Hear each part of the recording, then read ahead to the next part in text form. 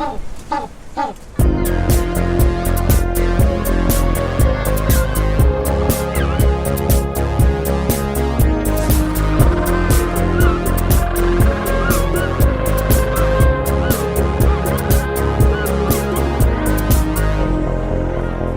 to the IPS Deep Think Tank. So today, 10/9/2024, marks the beginning of a new podcast series, the IPS Deep Think Tank, and this will be episode 1. And the purpose of this is to expand on the open phones concept, but do it in a group setting and invite more people to offer their ideas, maybe people who can't call in for reasons of timing or geography. So it's kind of an open forum. But this will be the first one. I'm going to publish it through all the regular channels, and hopefully that will bring more people in for subsequent. So these will be like focused think tanks, and then I think it'll also help us build up content on the way to AutoHoaxCon number 2. So hey, what's up, Armin Ree? Are you going to be in AutoHoaxCon number 2? I sure will, if you so wish it. For sure, yeah. And I think Reverse History also was excited about participating. If you want him, we talked about it. He hit me up, and I'm like, look, I'm going to put out a invite for people who want to submit content, and everybody who's spoken at previous ones are always going to be invited to the next ones. So 100%, and I think we can make this one even more polished, and I think that it's going to continue to grow, but I think these meetings in between will help. So I want to kind of talk about things we can do better or things we can organize within it. And one major difference, I'm going to live stream the next one. So we'll have hundreds of people listening. But the only people who can comment and engage in the Q&A will be in the Zoom conference. So it's still going to be the small, intimate, focused setting, but we'll have the option for people to listen in. Yeah, sounds like a great idea because and you're thinking live stream on YouTube, Odyssey altogether, Rumble, Twitch. Yes, I'll blow it up there on everything and on the audio streams as well. And we're regularly getting 250 to 300 people on longer live streams. So I think that's the path. Yeah, I think, it's interesting because usually, in general, people's attention spans have reduced, so they can't pay attention to something much, that is longer than like 3 minutes, like you were saying the shorts now are. But it's interesting that in these circles, people do prefer the longer versions. They do prefer. That's something that I've noticed in recent years. So yeah. I think that it would. Sorry.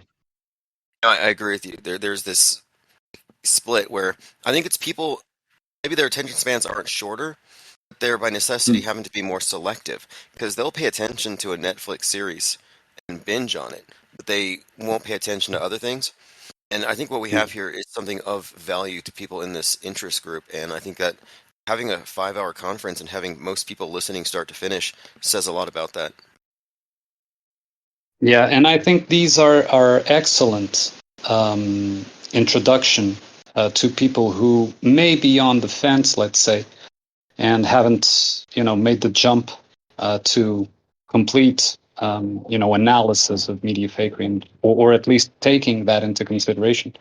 And I think these, especially, from the example we got from the episode 1, how people reacted to it, it seems to be really a great vehicle to do that. And the way, if we can include more and diversified, topics and views from, other people collaborating and participating in it as speakers or whatever it is, the more it will grow, I think. Yeah, I think this was a great idea you had. And it's going to overlap with other projects. So the tabloid concept is that the integration here is that the tabloid will echo a lot of what's being said in these live events. And so, for example, I could take a 20-minute section from a talk that you're giving, transcribe it into an article, and put a QR code so someone can download, I want to listen to third speaker from AutoHoaxCon number 2. And I'm going to build on this level, and I think that every single speaker can then be, basically a part of the paper, and it'll be a loop. Hmm. Oh, and you know what you could do as well, to increase membership on whether it's YouTube or Odyssey also has a membership thing, by the way, um, or Patreon or whatever you like, is to cut out the individual segments. Like, for example, in the last one, you would cut out your segment, the reverse history segment, my segment, and put it as individual things for members only. If people just Yes, want to, you understand? that's an excellent idea. Oh, Excellent, yeah. excellent. I need to get a video editing software that allows me to do that, but I can actually make that happen even on the first one, so that you can have like a playlist, and absolutely, I that's really have good I because have one with a license. So if you need to edit sequences in the sense of cut this part out to make it a separate video or something like that, you just send me and I can do that. I can also okay, work audio if you like. Yeah. yeah, sounds good. And I just got into a conversation with someone on Twitter, and she said, "Interesting information. What can I do with it?" And my response, and I didn't mean to be cold, but I was saying, it's 2024, and if you haven't figured out it this far about controlled alt media, good luck. And I just kind of, cut off the conversation at that. And it's because I think at this point, there are enough of us who don't need to be pushed over an edge, because I need people who've made that step on their own. This is something of an intellectual revolt, and it has to happen at the level of the individual. So we're not holding hands. It's not a big tent in that sense, but we're going to have a very pure group. And I think we have a pretty solid core where we can comfortably now say, these are the standards that we hold here. We're SciWar aware. That matters. We know what predictive programming is. And I'm open to debating. If someone wants to debate the origin of these things. But I do think that we have, at this point, the best explanation for how media at large works. And AutoHoax number 2, my focus, I think, is going to be to maybe make it easier for some people and take a big claim and break it down in like 2 hours. Like, for example, why I think 9/11 was only a movie. And if I cite Mhm. all my best sources, and I'll say from a Metascript perspective, and I cite all the authors, I can just do a flash through of a lot of predictive programming, but mainly the foreshadowing and everything else that we kind of tie into it, but also how it was accomplished when it comes to special effects, gelatin B, all the hypotheticals that might explain these things, and then all the coincidences that suggest that the whole thing was orchestrated and scripted, including the drills. I think in 90 minutes or less, possibly, I can do a Metascript breakdown version of 9/11, an auto hoax version, sort of like loose change, but instead of conspiracy theory, demystifying the movie magic that became 9/11. But I might do that. Just like focus on one particular thing, because my first one was a broad take on what auto hoaxing is, but now I want to kind of apply it and maybe get some people to take that leap. Because 9/11 is one of the biggest ones. You get them to take that leap and recognize nobody died. The scale of the atrocity propaganda overwhelms them. If they can overcome that, everything else is just tiny. Yeah, and I think that actually 311 became bigger, but it wasn't as, analyzed to the bone as 911 was. But 311 was bigger because it was interactive. It involved people actually doing something within the PSYOP. So, but anyway, regarding what you said about people asking for what do I do with it, that would be also an interesting segment in terms of explaining that these, long-term psi wars, like you said in the Autox Con 1, um, create program responses that are triggered later, right? So people are programmed to expect, for example, if something is to change, there will have to be a revolution because you've seen it all, in the news and in movies that for a government to change, for example, you have to have a coup d'etat or something like that. So people have an expectation of what the solution will look like. Like, religious people will have an expectation that their savior is going to come, or that God will do the judgment day or whatever. So the idea there would be to remove, deprogram from all those expected answers, so that you can have access to what the solution might actually be. Because by being deprogrammed is already part of that solution. So there could be a segment based on that, on presenting for people who ask, okay, yeah, that's all fine, but what do we do with it now? Well, now you Yeah, deprogram, and that's the rest will come, right? yeah, that's a common question, and people they can't Mhm. grasp it. Like, why? And I think I could make the case that the reason it matters is this: the head in the sand approach of not looking at it reduces your situational awareness, and then when they roll out a big psyop, you're lost. You don't know how to discern real from fake, so you're kind of dependent on brainwashed people to tell you what's up. But I think we can make the case that the false worldview has constraints on you physically, emotionally, mentally, and possibly spiritually if you believe that. And these constraints would be things like, for example, like you mentioned, the triggers, the fact that you're triggerable by headlines that are meant to shock you. Yeah, that's a form of long term. It's psychological and emotional abuse, but it's also darkening your worldview, possibly creating phobias about situations or people that maybe aren't even relevant. Makes people afraid of different things. Like from an ideological perspective, they inflate the hate perception of being victims. I remember I was in a hotel and I was watching CNN and it was called Night of Hate. And I was like, wow, this is crazy. Because on the news, there was, a lot of stuff about right wing hatred and stuff. And they played a documentary that was a couple years old. They played it on a night that coincided with headlines.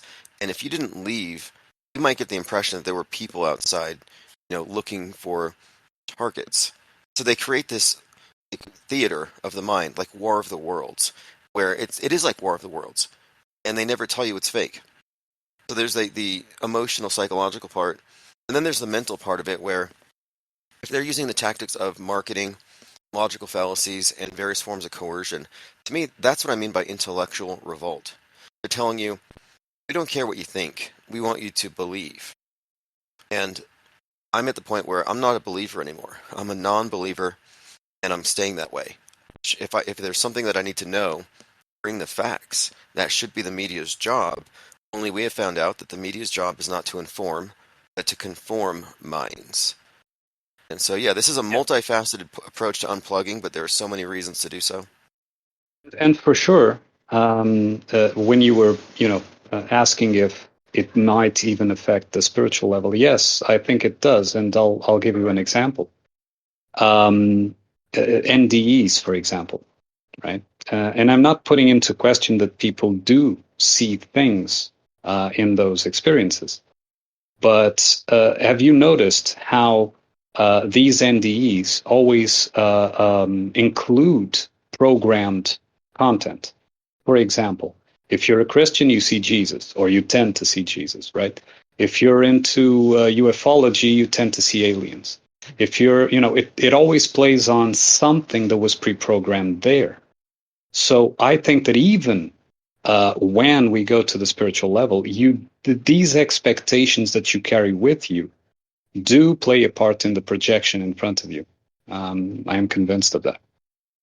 I've observed something similar with drugs where people will Mhm. say, I took some DMT or I took some acid and then I flew out into space and I saw the Earth. And it's like, did you see the Earth or did you see a concept that was planted there? Because if you didn't see an oblate Correct. spheroid, Yeah, then you, yeah. you probably have imagined this. And so they were given a paradigm and their imagination just follows it. But you're right about near death experiences, like Ashley Babbitt when she got shot in the neck and she's falling back. She probably saw like Donald Trump with a crown of thorns made of gold, like floating over her. It's funny, but no, these are evidences to me of people mostly making stuff up. Yes, and even the other day, and this was remember that because the other day there was a post somewhere on a channel in Discord about an NDE, and I started listening. Just let's check this out. And I stopped at 1 minute when the person that was telling the story said that, oh, and then I went through space and I saw the planets and I saw the blue marble of Earth. And I was like, okay, so either this is complete bullshit, which it's also a possibility, or assuming that you did have an NDE, you were projecting pre-programmed content onto the vision, let's say, right? So this is, I think, a very important point at the spiritual level, because I think it does affect the let's say the content there, if we could call it content, it does Yeah, I, affect the observation. I think there's another thing to consider too is that if you're given a false worldview or you live in a world that has been tainted with lies and things that don't exist, it doesn't Mm. comport with your reality. And so there's this cognitive dissonance because what I'm told is real isn't what I'm experiencing, and you just kind of overlook it. And I think that's the fog of Psywar. That's the intentional confusion where what you see isn't what you're told it is, or in other words, there are superstitions and hyperstitions enhancing your reality. And I think that disconnect from reality, the cognitive dissonance, might be something that prevents somebody from noticing perhaps meaningful coincidences or anything, perhaps even concepts of spiritual experiences, mystic experiences. A lot of these things in our modern paradigm are ruled out as symptoms of mental illness, apophenia, and something to be medicated. And the dominant paradigm has it that we're basically apes with big egos on a dead universe, and everything in media reinforces that. And if it's a false model, and maybe it's constraining us not only mentally and then having all of its emotional ties, but it could be something of a spiritual, um, I guess, almost like a barrier to making deeper connections. And then you'll notice how the people who make connections are pretty much ridiculed as conspiracy theorists, like the meme of the guy connecting all the things, and they laugh at this, and it's like, well, they can laugh, but the fact of it is, what we have uncovered here is that there is an intentional Yeah. alignment ubiquitously, and this has always been the case between entertainment, and they've aligned it with mythology and religions, and future fake news, which is literally history. So we're seeing history in the making. We figured out the mechanism, and that's why I think this is the time for AutoHoaxCon and these meetings to start moving forward as a think tank on this premise. Because I don't care if I run into people who are clueless about what we're saying. They can figure it out in our wake if they listen and they follow along. But I'm not pandering to that. I'm specifically reaching out to the people who've already figured out to a large extent how worldview warfare is waged. Yes, and I think there's a lot more listening that don't participate than you think. Also, when you mentioned confusion, one thing also needs to be taken into consideration, which is the believer in a context. So someone who is at the center of a point of view of perception within a given context that can be a false context, of course, will tend to fill in the blanks when confusion sets in. And this is similar to, for example, if you're sleeping, you're dreaming, you're having a dream, right? So you're the point of view, the center of that perception, and it's a world that lives, let's say, in your imagination, in your psyche. And imagine that the phone rings, right? And just before you wake up, you may, even in your dream, include that sound of the phone ringing into the dream, right? So a phone may ring in the dream when it's in real life that is ringing, right? So your psyche fills in, includes something that is dissonant with the dream world onto the dream world so that it can continue to manifest that point of view. Because again, like I stated several times, the mental character, although it's not biological, has a survival instinct mechanism and wants to prolong as much as it can its context, its relevancy within the mind. I notice another barrier is that many people are married to things or they're attached to things that were emotionally triggering when they happen. And maybe this is just part of how belief systems work, but like people were triggered into believing the worst stuff on 9/11, and now whenever you say 9/11, they get triggered. Like now they're ducking and covering. It's like they have PTSD, and I think I see it in a lot of truthers. The ones who are still enraged and mad about it, well, these are emotions that were planted there. And I think that part of the process of deprogramming is deconstructing these events and removing the emotional charge from it. It, kind of reminds me of Scientology auditing, where you revisit events where you have picked up damaging mind viruses they call engrams, and by going over it, supposedly, and then by talking through it, you lessen its charge. And they have this thing called an e-meter to register it. Now, whether or not that's pseudo or psychobabble and nonsense culty stuff is almost immaterial, because I think in practice there is something to therapy when it comes to revisiting past events. Oh And I yeah. think these Mhm. media events are events for people who are true believers. And they do need to be, I think, broken down in order for them to lose that triggering. Because you can't trigger me with 9/11. You can't really get me to look. Like my pulse No, doesn't no. go up on any stuff. You see jumpers on TV or pictures of jumpers, and some people still cry. They throw out their heart emojis, and at no point do I even get there. I'm just like, this is not even registering any sort of trauma for me at all. Yes, and Yeah, but oh, sorry. I want to say like I'm with you on like the being completely deprogrammed from the 9/11 stuff. Um, but I was 16 at the time when it happened, and I saw what they were, whatever they were showing on TV. I'm completely deprogrammed. I don't care like what happened. I think no one died. I think it's all fake. But I am traumatized by it, and I don't know how to describe how I'm traumatized by it. But I know that it's traumatized me, and it happened probably when I was younger. Like I didn't feel it at the time, but it's definitely traumatized me, and I don't know what it's doing to me now subconsciously. Same with coronavirus, all that. I'm traumatized by it for sure. But the whole time I knew it was a hoax. I was with IPS. I joined listening to you back in 2000, just before it started, actually. So I know that it's traumatized me because I can feel it. I can feel the energy of it. That I'm traumatized, but I'm deprogrammed. So even though I am not, I know what about what it is. I am traumatized by it, and I just wonder what it is doing to me. So even though you I guys, think plain and sorry. so I just want to say, like, even though you guys say that, like, think deep within yourself because you probably are traumatized by it in some form. You just don't know what it's doing to you. Yeah, we have several traumas at a collective and individual level, sure, but these collective induced traumas that are have no connection to actual events, actual reality. The only thing that you need to unplug from it once you realize they're false is the emotional charge. And to do that is, I mean, if you consider this metaphor, right? Imagine that the trauma of, for example, 9/11, like you said, is this big monster that stands in front of you and it's very scary, right? So there's this emotional charge of whether it's fear or disgust or whatever. And once you look at the monster and you see, wait, this is a prop.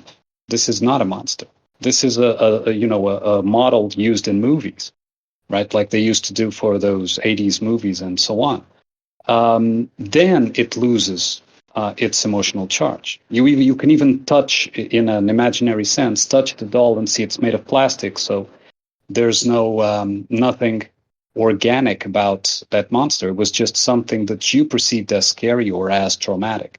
And that by removing that emotional charge, by disconnecting that emotional charge that is brought about by the rational analysis, then I think that that kind of trauma is much easier to dissipate than a trauma of something that actually happened in your life, at an individual level.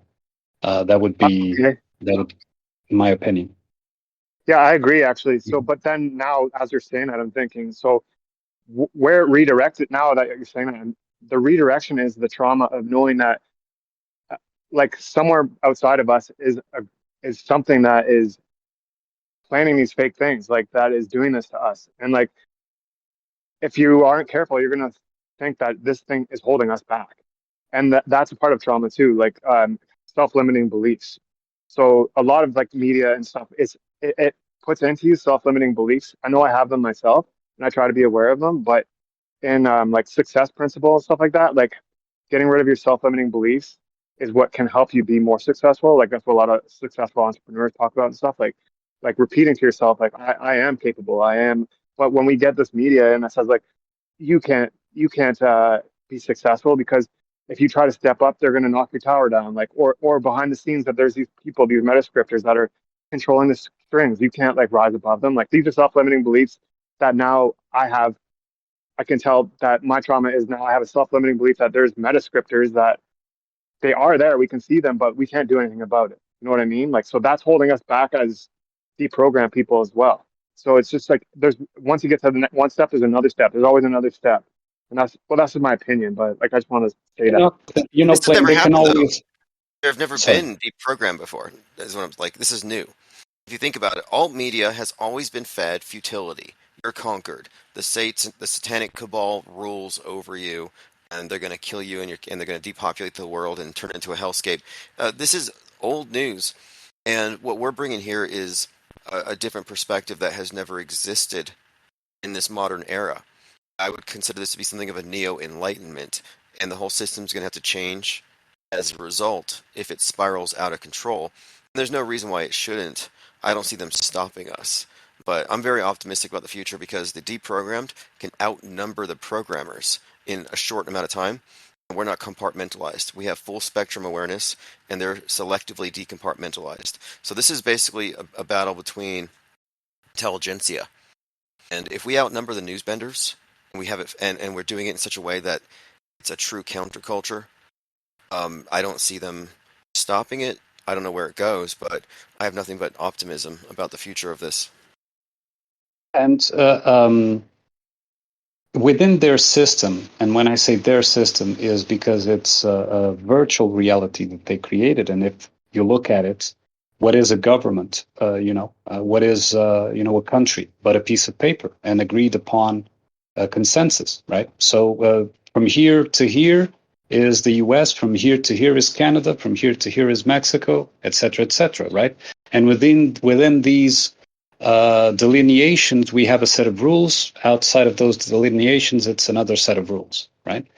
So when within their system, they can always topple towers, like you said, because it's within the. And we have the example now of Tim that has been trying to get a job within the system, and he's being held back. So that for sure can happen, but that is something different. That's a different level.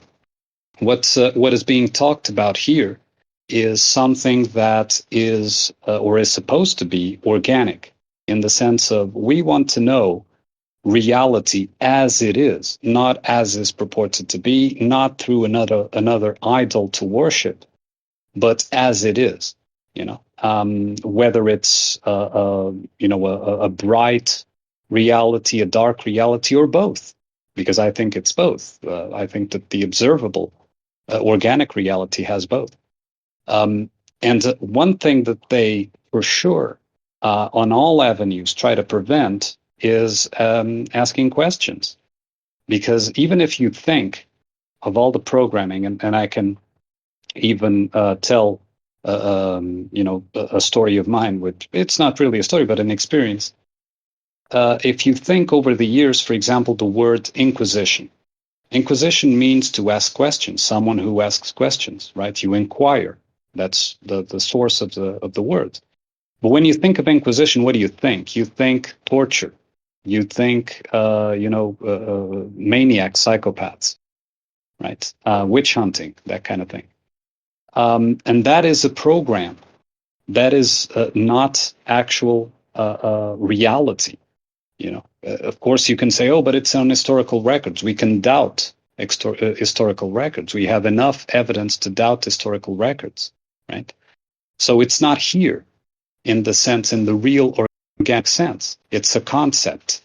So inquisition, the act of inquiring, is the most important avenue that we can that one can take. And of course, asking questions and trying to obtain the answers, at least trying to obtain and identify the wrong answers, so that you can, by inference, reach the what may be the right answer. Yeah, the problem with If not, truthers has been they're always asking questions, and like, oh, I'm just asking questions. What is in the clouds? What is in the water? I'm just asking questions. And I don't see them as good faith questions if they're not trying to answer it. And if they're still asking the same questions 10 years later, then I'm like, okay, you're proposing something in the form of a question. It's a loaded question. You have a hidden smuggled premise, yes, and you're trying to lead me yes, somewhere.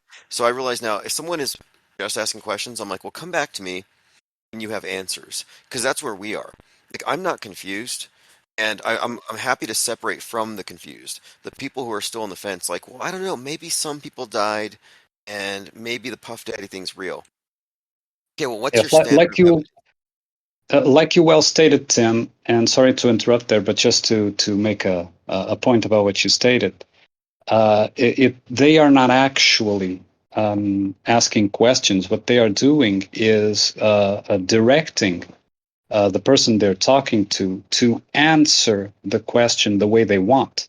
Because if the person says, then if it's with what I have, then it has to be this, and this is an answer that was directed by the person asking the questions. The one question after another leads the person towards a certain answer, and if they say the answer, it has far more power than if they heard the answer. You understand? Yes, So that's it's a called manipulation technique. Yeah. it's well known. It's called interrogator interference. And I believe that this Yeah. is one of the main drivers of the Mandela effect. It's the way the question is framed, the either or Mhm. option, but absent the bias and agenda, people would not arrive at these conclusions. And so it's one of the main steering mechanisms that drives people into Trutherville is they have questions because they're thinking, and you have all these people who are like, yeah, I'm just asking questions too. And you don't know that these people are plants, agents, or conditioned by plants and agents to behave like plants and agents, and they're everywhere. Yeah. Absolutely. By the way, we have reverse history in the house. Hey, Christopher, do you want to participate? Maybe he's away from keyboard at the moment, but anybody here, just so you know, Mm. this is episode one of the IPS Deep Think Tank. This is for October 9th, 2024. We're going to do these at least twice a week, and it's going to be published with all the regular podcast feeds. But the objective here is to um, get kind of an expanded view from what we get just on the nightly phones, and then hopefully build a lot of content or threads that we can maybe answer with the next convention. So AutoHoax Con number 2 is going to happen in a few weeks.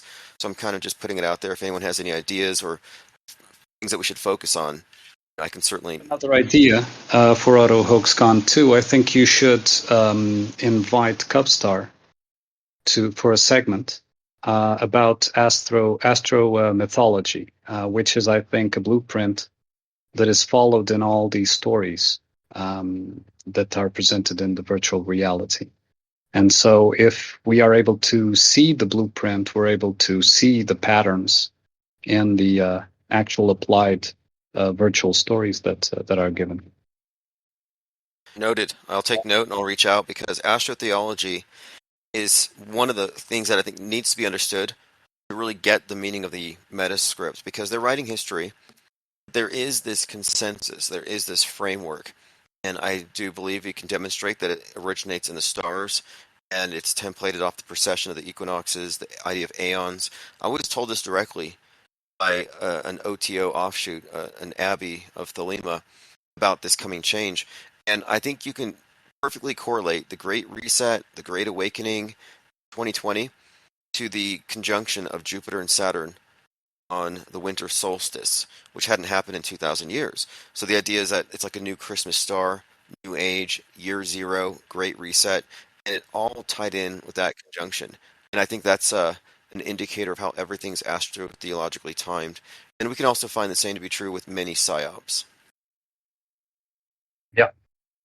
Yeah, not just the timings, but the actual stories in mythology told about the constellations and the relationship between them and so on, that is often used as blueprints for these, news events or, historical events, etc., etc. And for example, recently I was pointed out by someone how the Andromeda contains two stars that are actually named after Kamala Harris, for example. One was Amalek and the other one was Syrah. And if you invert, it shows Kamala Harris. So clearly, the Kamala Harris character in the world stage is playing the part of Andromeda. And when we see Andromeda, it's a chained woman, right? So she is perhaps chained by the, I don't know, if you look at it from a leftist perspective, chained by the patriarchy, because she needed to, for a man to step down, for her to finally be able to exert her own power, these narratives. So this is something, an example that is visible of how it relates, and this is a like one-to-one correlation because the name is obvious, of a character in the world stage being correlated to a constellation that has a mythology behind it. So the value of the mythology is also applied onto the story of the character. Right. Like I was thinking that when we say mythology, it was biblical. It's also from Greek mythology. It's Of course, sometimes yeah. contemporary comic book stuff. Mhm. But right now, one of the big myths is the Space Odyssey, which correlates with, of course, Homer's The Odyssey, Odysseus, Mhm. stranded on an island held captive by a nymph named Calypso. So the Mhm. astronauts now on their Space Odyssey, Calypso gets them stranded. And so I'm wondering, is this going to follow some mythic template? What comes after Calypso? Well, the Yeah. Cyclops and Poseidon, Mhm. troubles at sea. So I'm not sure what happens next with them, but there's clearly a lot of syncretism and Yeah. a lot of it's very eclectic. When you look at the history as they write it, they borrow from many different sources. And recently I watched Megalopolis, which has this combination of ancient Rome and modern New York. So it's anachronistic. And I think that's a part of how this thing operates, where they don't have any allegiance to one particular source, but rather it's almost like a game in a way when they write this stuff. How much they encode, how much, double entendres, world stage names that seem to reflect the person's purpose, like Sam Bankman Fried, sounds like fraud. So many examples of names that seem to correspond to their world stage role. It's almost like at points comedy, other points tragedy, sometimes horror.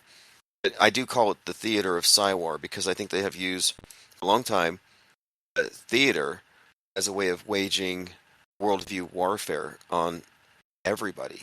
And we're talking about mystery schools, and ultimately it's about the veil between the initiated interpretation and the non-initiated interpretation.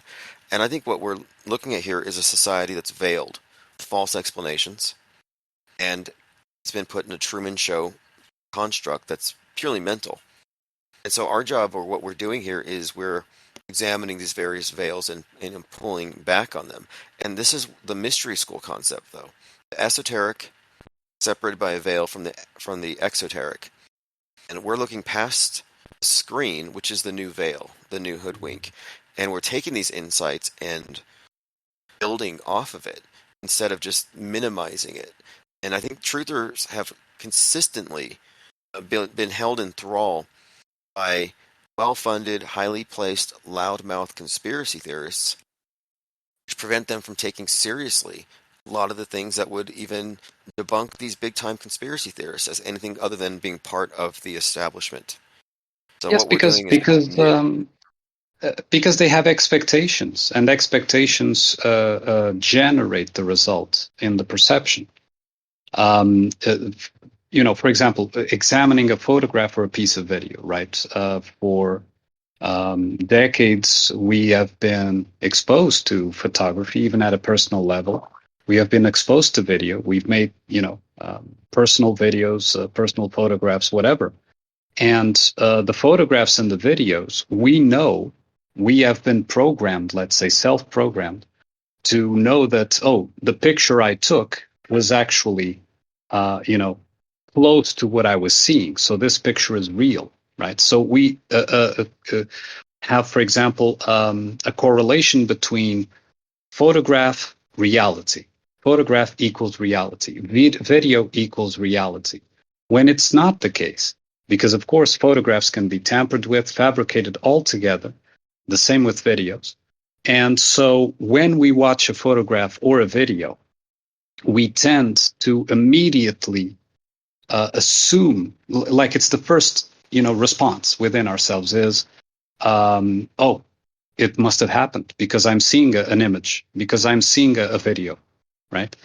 And so it's in the same way the truthers are built on the truther mentality is built on the expectation that humanity is in a continuous natural state of power seeking and conflict. This is the pre-programmed belief that they base themselves upon.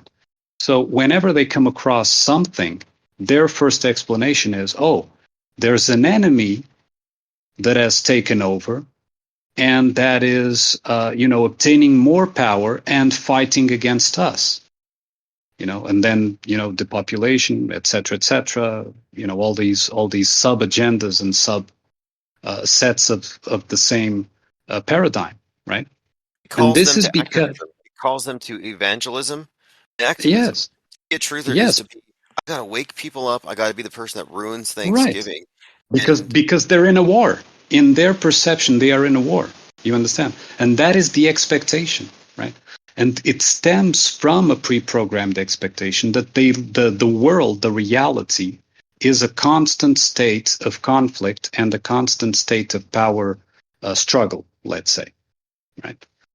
If they understand that that was pre-programmed, then there might be the chance that they can see that programming for what it is and look elsewhere. But I think that expectation plays a very, very important role in all these things.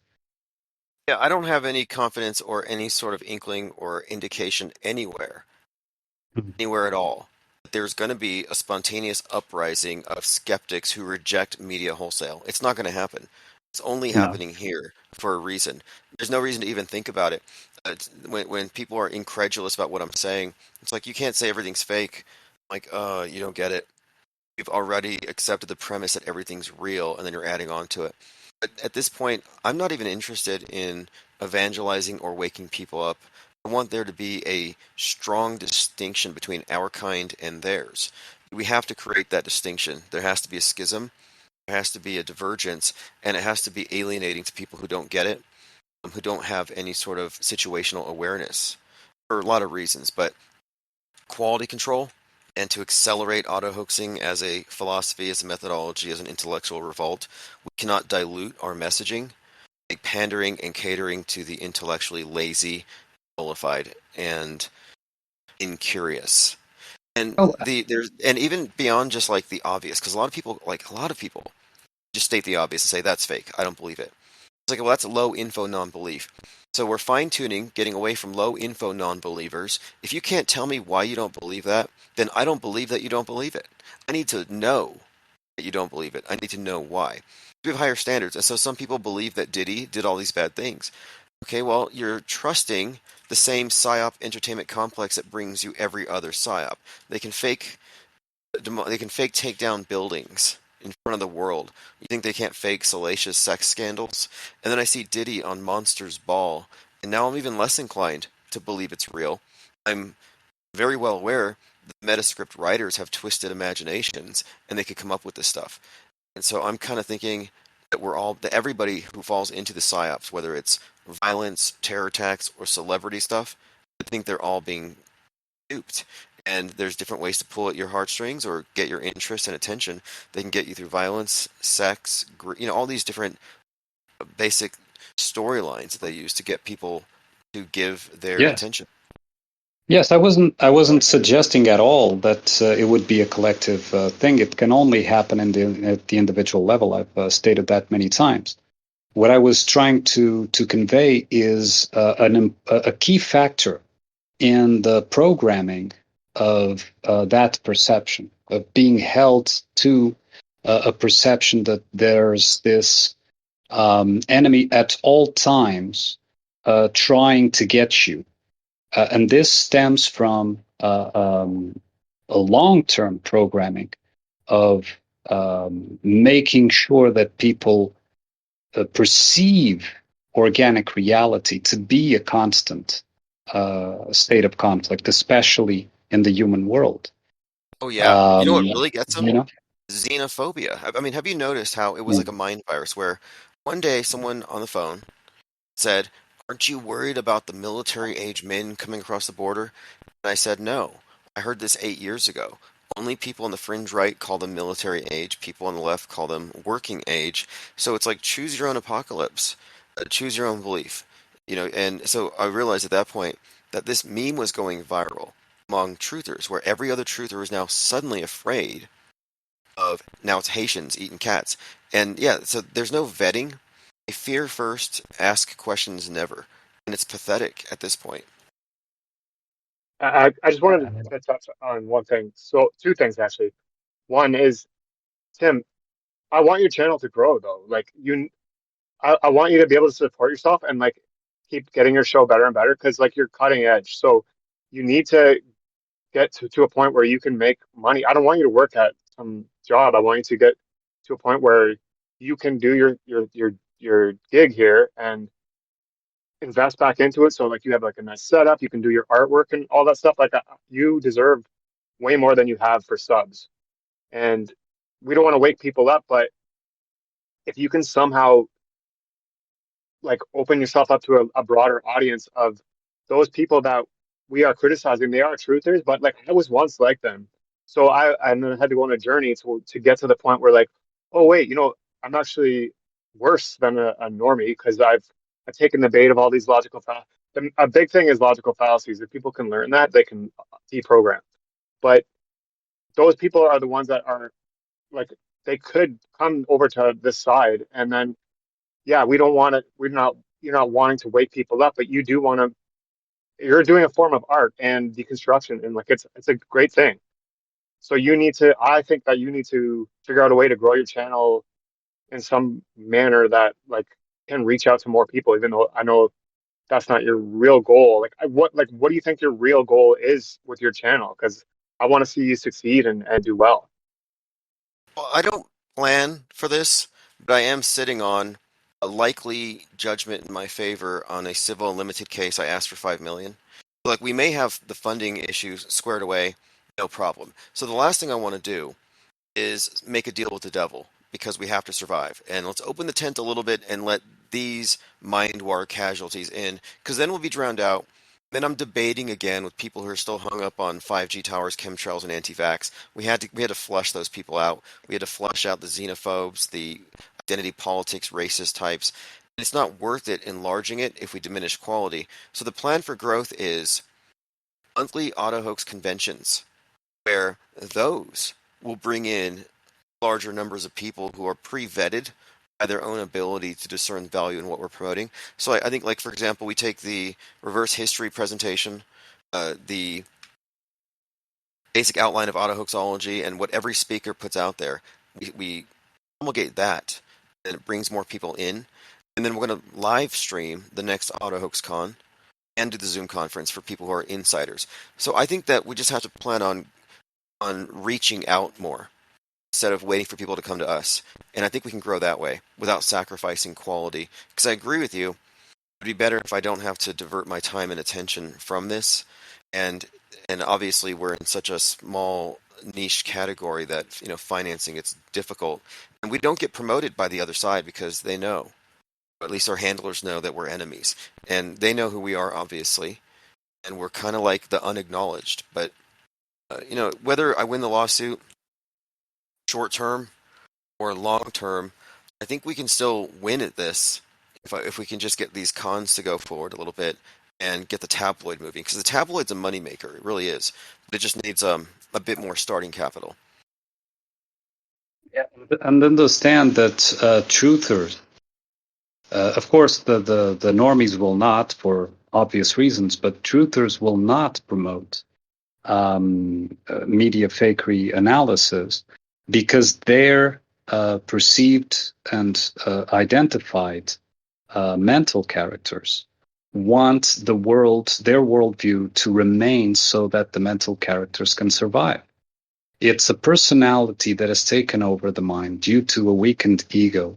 I go into this in my work, but and it needs the continuation of a constant conflict that will never be won, and it's never supposed to be won, um, for the mental character to be able to live on and to live on in a seat of power in the mind, right? Because if they were to admit, okay, I am going to look at this, and we've all been through that, right? Which of us never looked at an event that we thought was real? We looked at it from a different angle. We took the step of courage. We looked at it. We saw, okay, this is clearly fakery that went on here, right? And that destroyed the mental personality. It took it away. It took its power away, and it strengthened the ego, the decision maker, the filter, right? And so the truthers are not able, because that would be a matter of death to them. And they are fighting a life and death situation inside their own minds, right? If you take away the war, you take away their personalities, you take away their sense of worth, right? So I just wanted to say that. Great points there. Great points.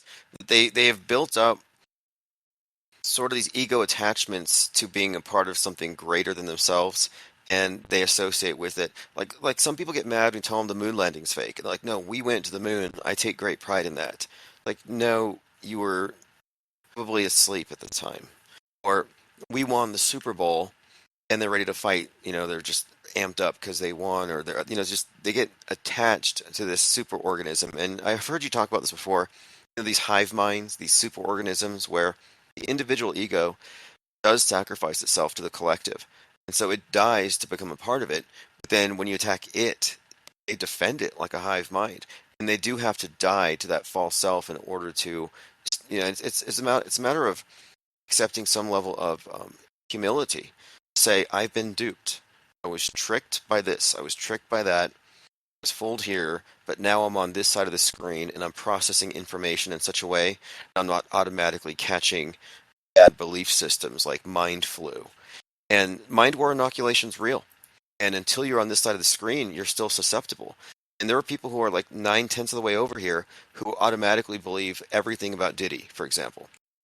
Now, that may be true, but we don't have enough information to say so conclusively. And when you examine predictive programming and other factors, it becomes increasingly likely the story could be engineered. So it's premature to say it's true. But I'm just, pointing out that there are definitely indicators that some people aren't all the way free of the hive mind and the simulation and its influence. But we're pretty much getting there with most people. It's easier to get people there with fake shootings, where the agenda is more obvious. When it comes to something like Diddy or Epstein and stuff, it becomes a little more believable, but that feeds into their appeal to motive fallacy, their demonization of the other side, where it's just easy to believe that Hillary Clinton eats babies. So you have Roseanne Barr on a stage next to Tucker Carlson screaming that Hillary Clinton's a vampire that eats babies, and everybody cheers and laughs. But if she were to say nobody died on 9/11, they wouldn't accept that. So isn't it funny Yeah. how the claim of Clinton eating babies is easier for people to accept, more palatable, than the idea that the news media would collude to fake the masses?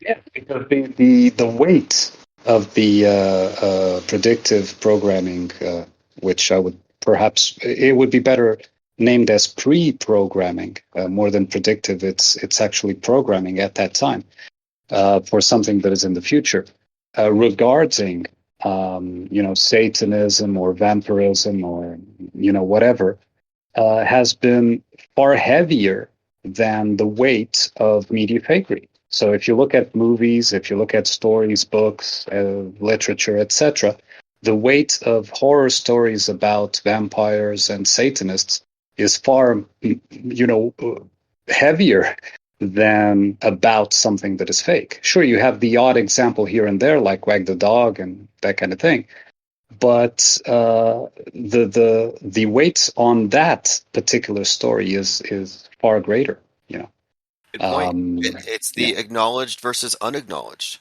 So the right. fakery perspective is never acknowledged, but all these other wild MSM plus explanations are given a great deal of acknowledgement. So you're right, they're biasing the collective psyche in favor of supernatural over the mundane, but ultimately very shocking truth that everything's fake to a large degree, or fakeable. But Yeah. here's what we know is that a piece of content, like a piece of visual content or some audio, like from AutoHostCon, like if that was presented in a certain way, that information, it's undeniable. You're gonna reach somebody and like break their programming. If you have a piece of content that's undeniable, it's just there's no way it can't get through. But it just has to be done in such a way that it can reach people. And then those people will be come over to this side. They'll be deprogrammed. Just Yeah, as they were programmed, they were deprogrammed. imagine each one of these compelling sections. We'll just say like a 2 minute breakdown or 3 minute breakdown of an event. Each one of these, as they're perfected, axiomatic truths, undeniable truths. These we can treat these as ammunition in the think tank. So the think tank, unlike an echo chamber, is designed to be, mobile to defend itself, but also an offensive thing. And yeah, we could then that's one of the objectives later. So like, but I do want to get all these truthers on our side, not in their present state. They have to be brought to certain realizations. And the way you do it is you attack the guardrails. And the people who understand the dialectic, the argument, far more than the rhetoric and the propaganda, will jump that guardrail. So I think we can systematically break truth or orthodoxies, break their paradigm until they have no choice but to agree with us. I think that will happen because I think, truthfully, most of the people in alt media got there because they were thinking critically and they were thinking too much and they were listening to their instincts, their intuition. They just got caught up in a big honey trap. They got caught up in a morass designed to control them. And it's because there was no other option. This is never acknowledged. The off world stage perspective never existed. And outside of us, it's not going to exist. I'm convinced of it. There is no, if there was, we would know it. Best we have right Yeah. now is IPS Think Tank, JLB, and Fakeologists. We're the only ones who are aggregating even close to this. Yeah, Tim, if I may, in regards to the truther being able to see or to take the step to analyze, at the very least, media fakery and not just media, but fakery in general. I actually don't think that attacking the guardrails is the best solution, and I'll explain why. Where they are in a state of war, so any attack is responded with a defense, right? So they will, sort of cover it more and fall back into a defensive position more if they sense an attack. I think that the best strategy, and picking up on what Plain Decoded said, is for them, in their own minds, through their own mouths, using the questions that they usually ask so much, for them to ask different kinds of questions, right? So to promote a condition, a set of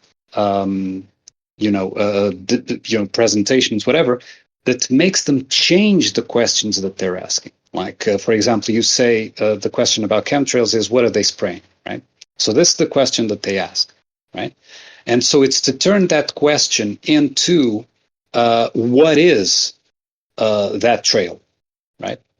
So if you were able to turn to sort of change the type of question, then I think you will more effectively, in my view at least, be able to bring over truthers than through a direct attack, because anything that they perceive as an attack will only cause them to fall back into a stronger defensive position, even if in cognitive dissonance they don't care. The mental characters act that way when they're in survival mode.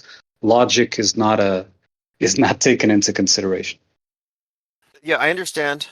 I understand that approach, and I've had long conversations about this before, about like, do we want to extend an olive branch or burn a bridge? And I went with bridge burning and direct attack for a few reasons. A lot of it's marketing. But I refer to 48 Laws of Power 42, strike the shepherd, the sheep will scatter. And this is about the shock. That if we want to induce paradigm shock, which is what I'm aiming for, I don't think we have a long time for this. And I think the conditions in which this is even possible are diminishing, and it's going to go away. So my intention here is to induce a paradigm shock to the system. So we have to sacrifice some people. So let me take, for example, someone like I could name. I probably don't want to name it here because it'll get out, but I have a list of influencers, and influencers represent specific agendas or psyops, who are connected enough to where they have to be insiders. And my objective is attack them, attack the credibility of the witnesses, attack the victims as liars, and offend as many people as we can. And the reason why is that when you offend and you attack the leader, a lot of people will bitterly cling. But the ones who can think, the ones who are ready for this paradigm shift, will break away from them and join us.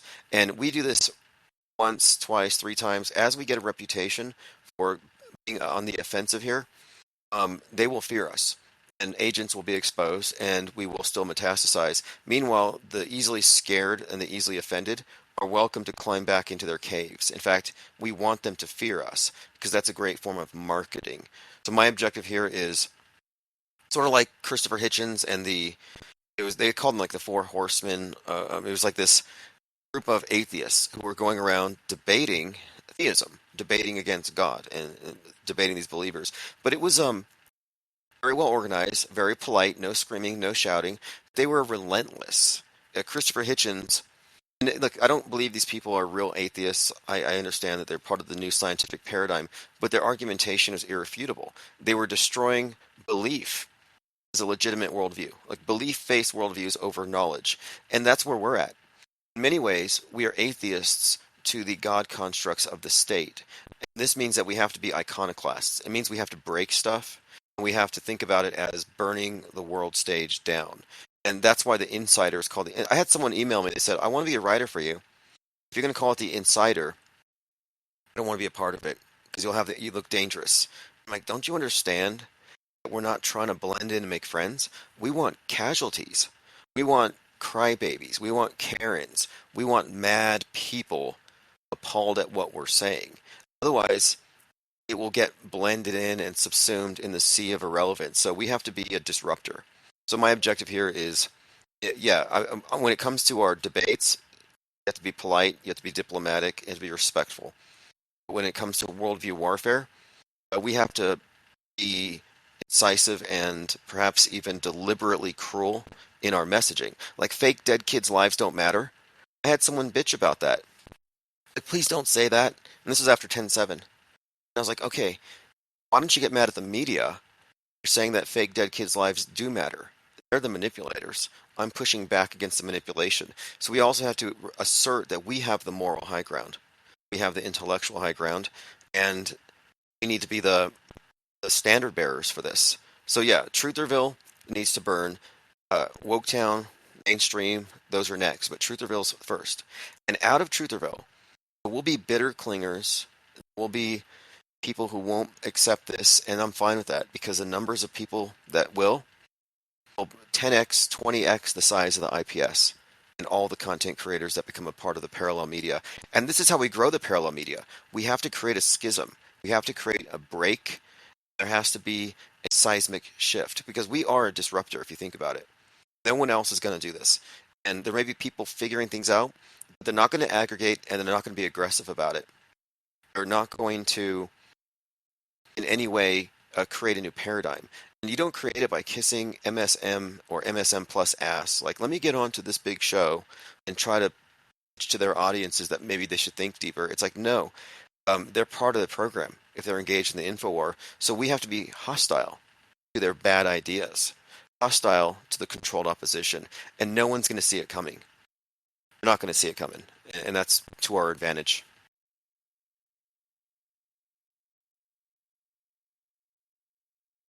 It's a pity that reverse history isn't able to talk. I would like to hear his take, but I get your point. I get your point. I think that in most of them are in a group mentality, so an egregore, and they will band around the egregore to defend it, for sure. Yeah, we But we'll see. experienced this. We experienced this with the Bible flat earthers. The Bible flat earthers did not want the non-biblical models or concepts to be given any kind of air. They just didn't want it. They excluded us. And so when it came time, I said, "Hey, we're going to ban these people from the chat. We're going to ban domers, Bible thumpers, neo-Nazis, and globers." So we made it a very point at the inception of the IPS to get rid of the people who had agendas or who were already married to a model. So alt media is a model. And if you're married to a model, you're not infinite plane. You're not open to infinite, or rather, not open to more answers or more information that might change your answers. You've already accepted some conclusions prematurely. So from the very beginning, we had to be not close-minded, but we had to have a certain standard set, and anybody who didn't meet it was kicked out. And a lot of people hated us for it, but after a few weeks and then months, we had 6,000 people. We had regular live streams where 400 people were there, all of them vetted with wrenches. And to get a wrench, you had to answer a question from me via email. How many people died at Sandy Hook, and what do you think about the globe? Hey, what's up, Reverse History? Hey there, hey guys, great conversation from everybody and very enjoyable. I was making lunch and thanks for reaching out, Armin and gang. Yeah, great conversation. I'll just throw out here on one of those subjects that you recently mentioned that the disruptive aspect is extraordinarily important because acquiescence is is just silence really in the minds of the masses. And I think, given what I'm trying to surmise, which I know has been communicated within the mission of the IPS, I'm in total agreement. It is mind war, it's psy war, and their tactics are, to the extreme of denying us any platform whatsoever. And we have to make our way in the sea. We have to literally have one of these giant cargo ships that just plows through the irrelevance at will.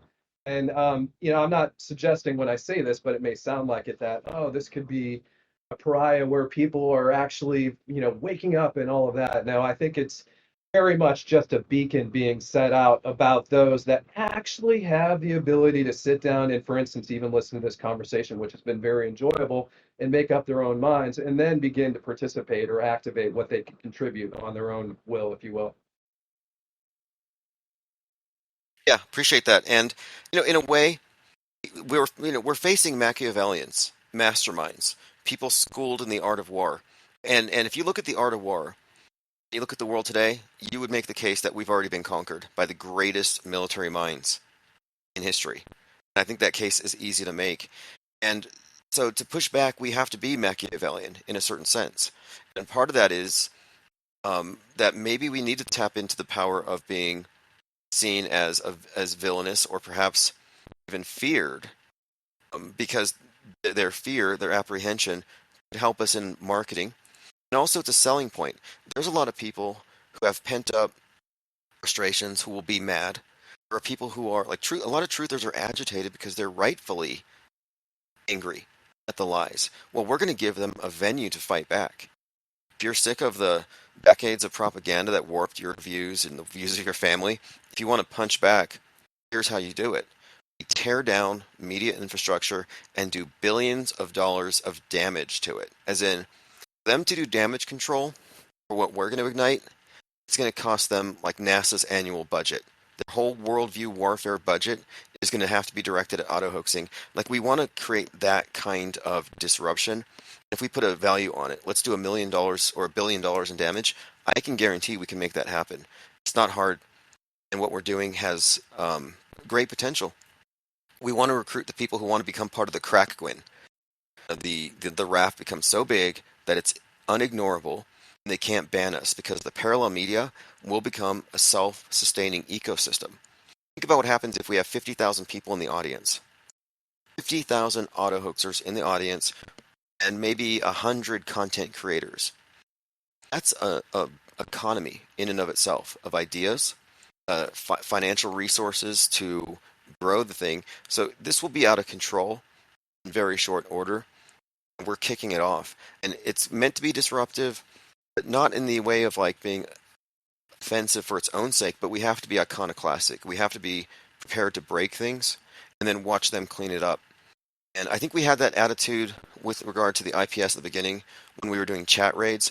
And I'm pretty sure that most of the restructuring of YouTube is because of what we were doing in particular.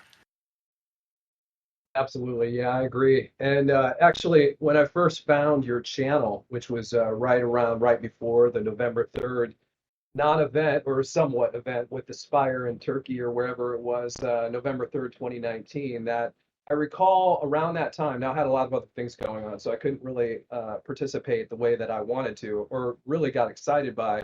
But yeah, your bigger chats, they were free form, and it was one of the greatest things I've ever witnessed. And then, of course, and I agree, they have targeted you, they've targeted the channel, everybody who participates. I remember some people even saying that people dox them and have issues with their jobs. I mean, that's the real world war at work right there. But yeah, the nature of moving forward and reorganizing, if you will, in the midst of that heavy hammer of censorship is a huge part of this. So it's great. I mean, I completely agree, and this comes back to a sense of what I observed with marketing, is that the best press doesn't have to be great press. Bad press is great press. And of course, what is happening by definition just throws out all of those orthodoxies, all of those religious rights that happen within the left and right, within this metaverse that they've created for their slave system. It is unified as much as it looks divided. It's totally unified, it's totally controlled. And so I know already, even from just the measure of what feedback I've seen from Auto Hoax number one, that Auto Hoax Con number one, that there is a desire, if you will, for this kind of communication from people that thankfully, people had never really been exposed to the auto hoax methodology or the infinite plane society or the way people talk or converse. And it was gratifying to hear them say this is really exciting. So just coming back to one more point on the feedback of, say, any effort that's already been done, rebuilding that kind of zeitgeist that you once had rolling like a freight train, which is still rolling, which is, shows the momentum of reality and those that will engage in it and support it, as you have been able to be supported, Tim, throughout your effort. But now revisiting the nature of reemerging, if you will, comparatively bringing that back. This is opportunity for those, though they can't ignore us. They cannot do it. If we are left ignored and there's no heavy-handed censorship, the momentum will build enough to have those that are ready or interested or capable jump in. So the initial feedback loop of having that negative response, or having those Karens, as was suggested earlier, or other propagandists actually jump in, or maybe even their sleeping horde, because they don't understand that what we're doing is actually parallel to the Capstone's mission. It's actually freeing one from that entire pyramid, that they will, by their own nature, start to argue or try to react in a way that just simply brings their audiences into the attention fold, and potentially any of them who really consider what is being presented will have a choice in their own minds to see the validity of that or reject it and go back into their little goo pods or what have you. Yeah, exactly. And that is a factor of marketing, is that the people who don't get it will talk about us. Like, I did confront someone on Twitter today. They said, I've been listening, interesting connections, but what does a person like me do with this information? And I said, well, if you don't get this by 2024, and I'm just talking about situational awareness about the Psy War, and good luck. I'm not holding anybody's hand. I'm like, no, go ahead and tell your friends There's this group of people that you don't get, and they don't think anything is real, and they think we're all being fooled. Like, let them market this out of incredulity that exists. Let the pushback do our marketing for us, and that's what we need to happen. There's going to be a point where, and they do insert some kind of angle to attack this. They'll inadvertently draw attention to it. And even though they're trying to burn us for the masses, there's going to be a certain percentage who are going to see it and say, hey, these guys are right. So we want that to happen. Acknowledgement is the last thing they want to do. And so I'm like, that's fine. The longer they ignore us, the more we can expand laterally. And then when they finally do acknowledge this, because it slips through and it will eventually, there's going to be a huge body of content and a built-in audience. The parallel media audience, we grow it right through these cons. Let's say we get it to 50K. Any attention drawn to it is just going to exacerbate this. It'll be similar to a 4chan went from this dark corner of the internet to mainstream news when it rode along the Trump campaign coattails. You can see how fast small nuclei can become something vast, and it can happen. They generally try to control the virality of things, and they control it because the audiences are atomized, and they're not connected to anybody, or they're in the box. I'm in the mainstream box. I'm in the alt box. We're not in that box whatsoever. They don't control our audiences. So I'm kind of thinking here, what we're actually doing is we're separating audiences, not just content creators along these lines, but we're creating a separate body of listeners. And and so like they have their programmed viewers. All of the viewers of mainstream and alt media have been programmed with all the pre-programming, all the media in the past that is preparing them for what's to come. So we're taking the stance that we're not their target demo, and their spells don't work on us. You have a point. If I could ask, do you have more or less the numbers of audience in terms of Auto Hoaxology 1, Conference 1? I don't have the Just numbers as an idea. specifically, but I could probably get those numbers, and I'll make it a point to do so, because we have the live numbers, and then we have the replays and all the podcast platforms. And then I'm also going to be uploading AutoHoaxCon audio tracks into the 24-hour feed. I can get the metrics there. So we will be able to measure it, and we will measure for growth. And I think that's one of the reasons why we need to Yeah. do these monthly. We can see progress. Yeah, because if like imagine that in total there was 1,000 people that watched the Conference 1. If every single one of those 1,000 presents to another person, and let's say from those 50% get it, you have already 500 more, right? So that's the kind of numbers that I was trying to figure out, because people will be, those who are in will already present it, but those who are intrigued by it will present it to someone else. And of course, there's a chance that they will reject it or that they will actually look at it. And it would be interesting to see the ratio of, people that pay attention to that in that way.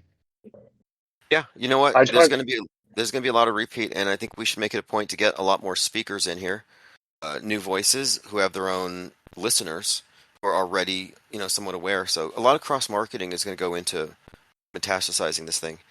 Go ahead, Plain Decoded, I think. yeah, I was just on your like I don't know what that was a good question about what the AutoHost Con did for numbers wise, but I was on your channel today, and I sorted by most popular, and what I saw is that your most popular videos are the ones where you're on screen, and so I personally I like when something is packaged in a way like that, like people like when they can see the person on screen. That's why those have the most views, but like I know it sounds like it doesn't matter or whatever. But if you look at the big channels that have lots of views and they get out there, the person's on screen, they have a nice studio, they look good. Like you have to be even though like it seems like you shouldn't have to, but you have to be digestible. Like if your set looked like a Tonight Show set, like people are going to be tuning in. If like you have some like badass set that like has penguins on it and a nice desk and like I know like it's going to be expensive to do that, but the more you can reinvest into your presentation style, you're going to get more eyes just because of the thumbnails and stuff like that. Like that, all that stuff matters a lot.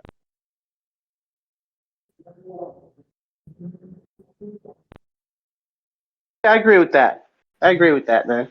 That's a good take.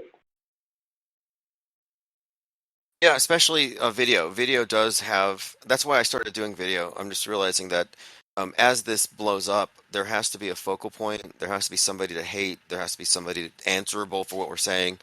And the video element takes us out of the same realm as people like Donnie Darkened and all these anonymous truthers who are just retweeting and regurgitating.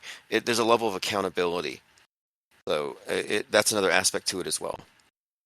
Like if you go on screen during your radio show, because your radio show is awesome, but if you were on screen with a nice set and like I could see, because sometimes, man, some things are so funny. Like I just want to see what your reactions are to some of these things that are being said, because that humor is a great way to get through to people too. Some of the stuff that happens on the show is so funny, and I want to see what like you're thinking and stuff and like your reaction.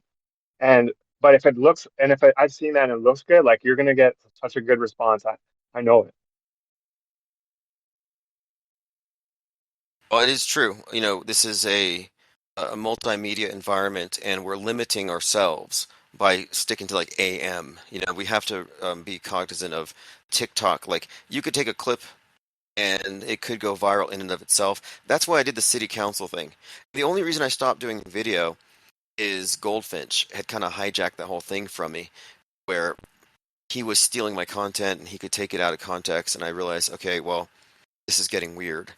But he's no longer a factor in that sense. But yeah, I do have to be a physical presence, and also I can market stuff. I could wear my IPS shirts, for example, and I could also have promoting people's designs and stuff. I have some ideas for what I could do with the backdrop and the studio here, and that's one of the reasons I have the headquarters.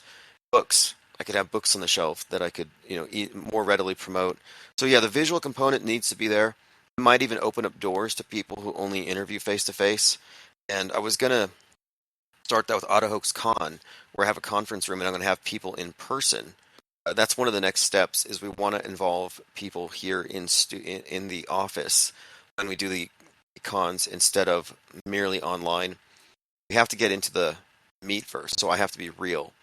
And one other thing too is, in order to separate from agents, controlled op, and people with agendas, we do want to have another level of trust between those who are in the real world together. Like, so people who do the conferences, people who meet in person. We're going to probably have a separate think tank at some point, the IPS Press Club, which may just be a limited access Zoom conference room, but it'll be for those who've been vetted enough to where we can talk about things that we're going to be doing that we don't want to disclose openly. Like, we do have a psyops department and PR stunts department, and then we have targets or breakdowns in various individuals that we're going to be examining closely that we want to either interview or in some way draw attention to. But yeah, we need to have I think more emphasis on real world and people who aren't willing to be in person, even if it's on video. Not that they have to be, but if they're not, it raises some questions in some people's eyes. I don't want to be like one of these anonymous disregardables. And I think that those people who are on X, a lot of these people who are anons, they're hiding their identity because they're probably playing multiple roles and they're following scripts. Donnie Darkin is a classic example of this. I have another critique if I can. I think like I don't want you to be struggling like to have to get a job and stuff. And I know it sounds like it doesn't sound like appealing, but I think you should promote yourself more like at the beginning and the end of your shows. Like say like, okay, I have the Patreon. Here's the Patreon. Like subscribe here and a reminder like there is a super chat button. Anything would be appreciated. Like just reminding people because a lot of the time when you're watching the show, it's like you're not. I try to click super chat every now and then, but um, people aren't like thinking about it, right? Like it's there, but you're not thinking about it because a lot of people don't like. Probably a lot of your subs don't realize that you have to go to a job. You need this like other job when you shouldn't have to.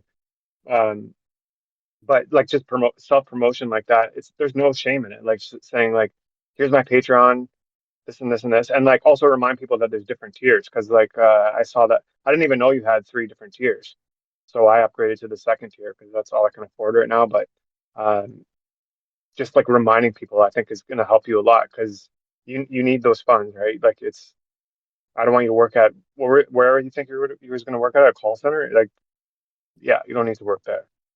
Well, I kind of de-emphasized trying to ask for support because this lawsuit's progress, and the more confident I become of a win, the less I want to, try to ask other people because, it could be substantial.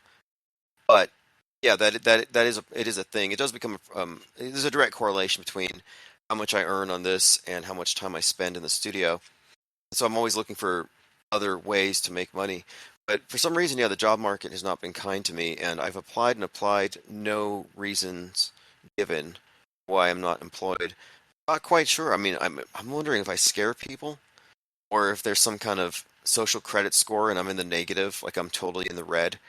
That could be it too. Maybe there's some kind of social credit score thing, or they're just searching my email address and it's setting off alarm bells. But yeah, whatever it is, I appear to have self-sabotaged that aspect of my life a little bit.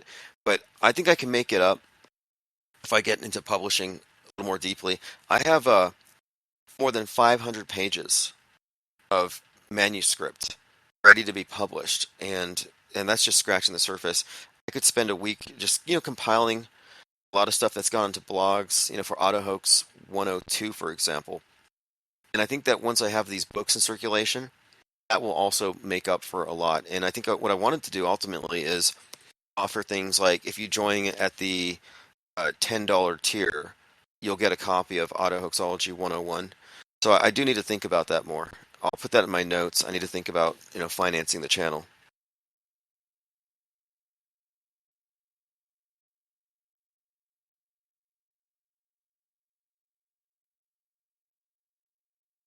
In fact, Okay, I'm just gonna recently, be I was going to say really quick here, I'm going to put a link in the chat. I did recently open up a store again. So I'll put a link in the chat. Just I got to get into the habit of promoting it where I have a ton of designs, but I have not been doing a lot of store stuff lately, but I got that started again. cool. I just wanted to, I'm gonna be listening for a little bit. I can't be talking in a few minutes here, but I wanted to just like change the subject for a second and talk about because you talk about xenophobia and how that's like one of the dichotomy you get into. And I live in Canada, and I know I'm not a xenophobe, but I don't want to live amongst a bunch of immigrants. Like, and what's happening here, and it's noticeable, is that they're flooding Canada in particular. They're flooding us with people from India. And I don't, it's not like I don't hate them or anything. I just don't, I want to live like n not in India. And I know that Canada is a concept and all that stuff, but I find myself like thinking about that a lot. And I'm always talking to Indians. Like, if I wanted to live in India, like I'd want to live there, right? But I don't want to be in India. You know what I mean? I want to be from where I was when I was younger. Um, and I guess that's a mind virus that I caught. But that's one thing, and I want to just know your opinion on it. And then two, I think that the a thought I have about that that's connected to metascripting is that I think that these metascriptors are so advanced they know like they've known for a long time that they were gonna flood this country with Indians like hundreds of years.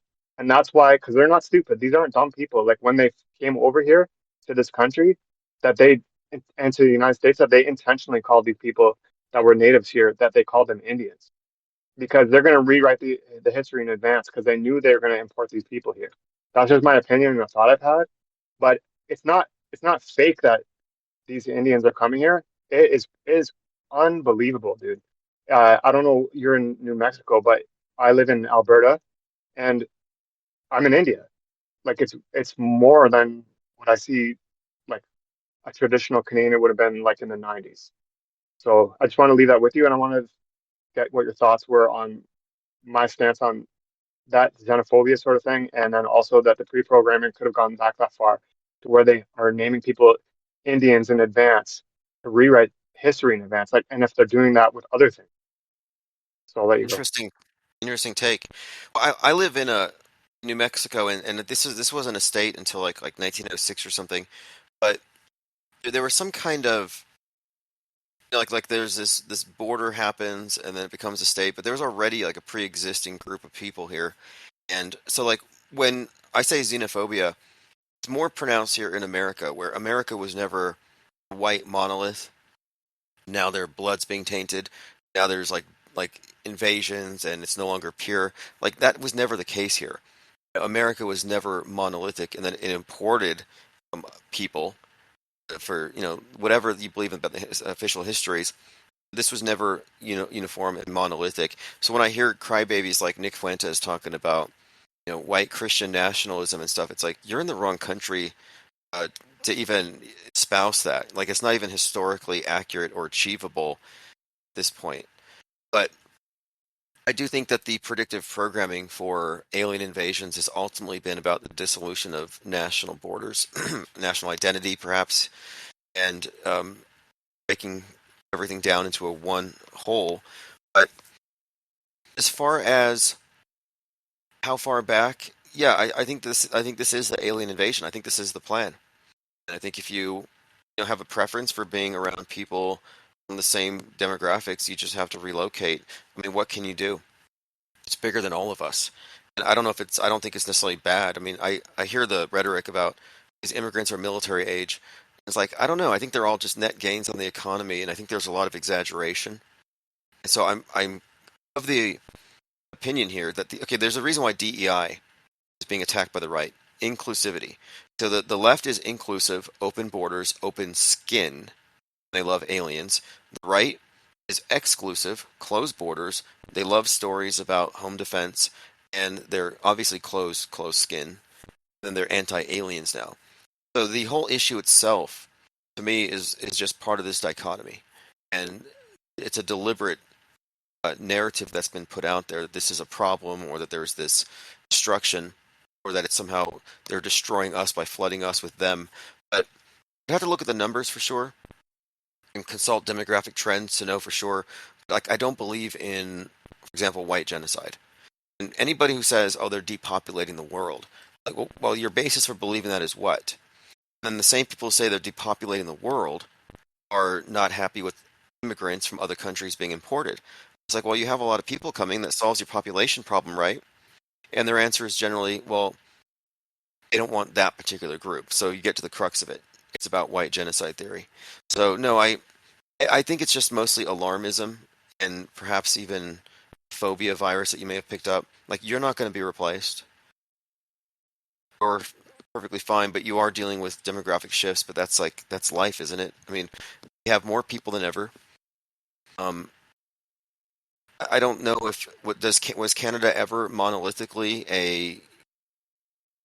I mean, I guess what I'm asking here is like what um was it ever a racial or ethnic state, like a racially pure state? I don't think so. No, it would, well, like okay, so I can only talk from my experience, but like growing up, it's I'm not racist, like I'm not racist at all, but it was like, you know, a Canadian is like a white guy who likes hockey, or like he talks in a certain way, right? Like we celebrate Christmas, we do Halloween, like all the general things.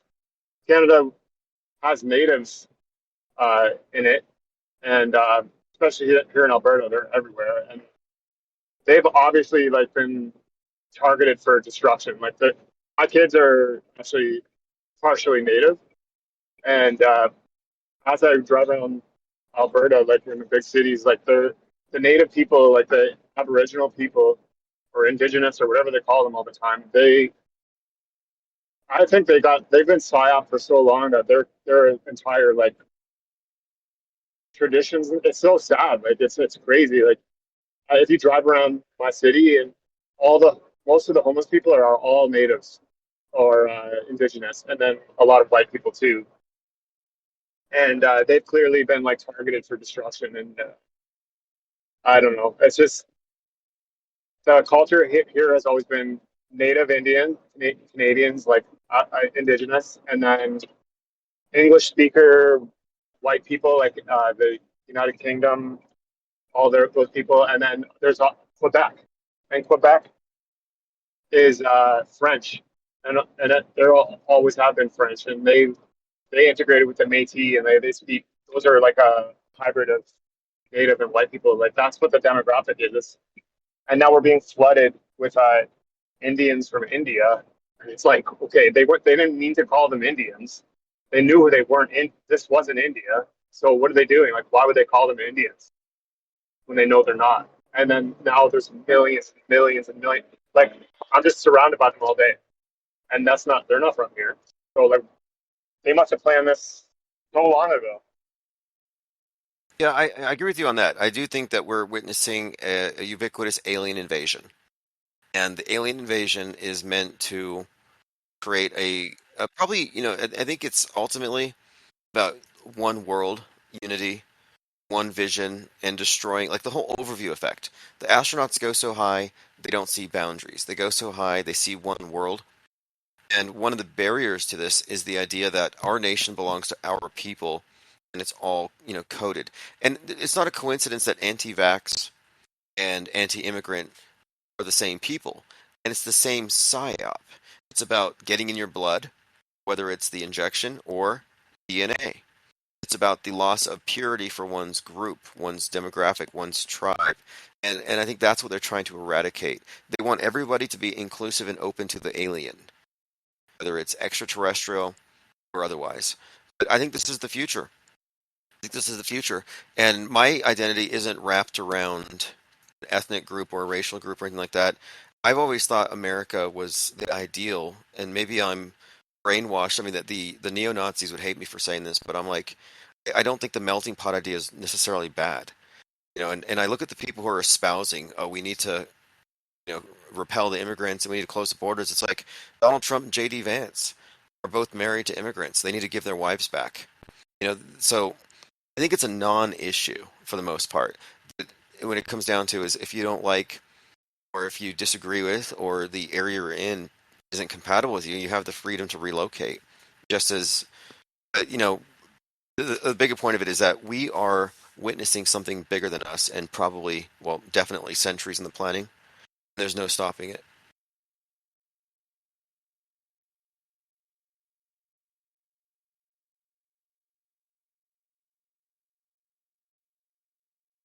And I think race collectivism is a distraction also.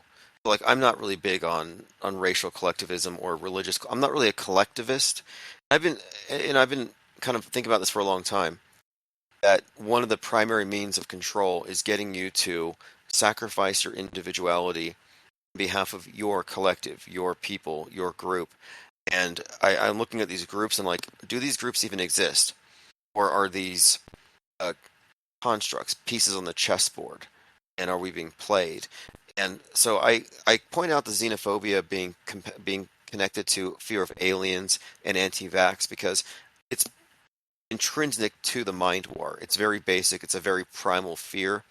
And I do think all the alien invasion all these alien invasion movies from the beginning, I think have always been to have two responses. One group of society is going to fear the aliens, and the other group is going to embrace them.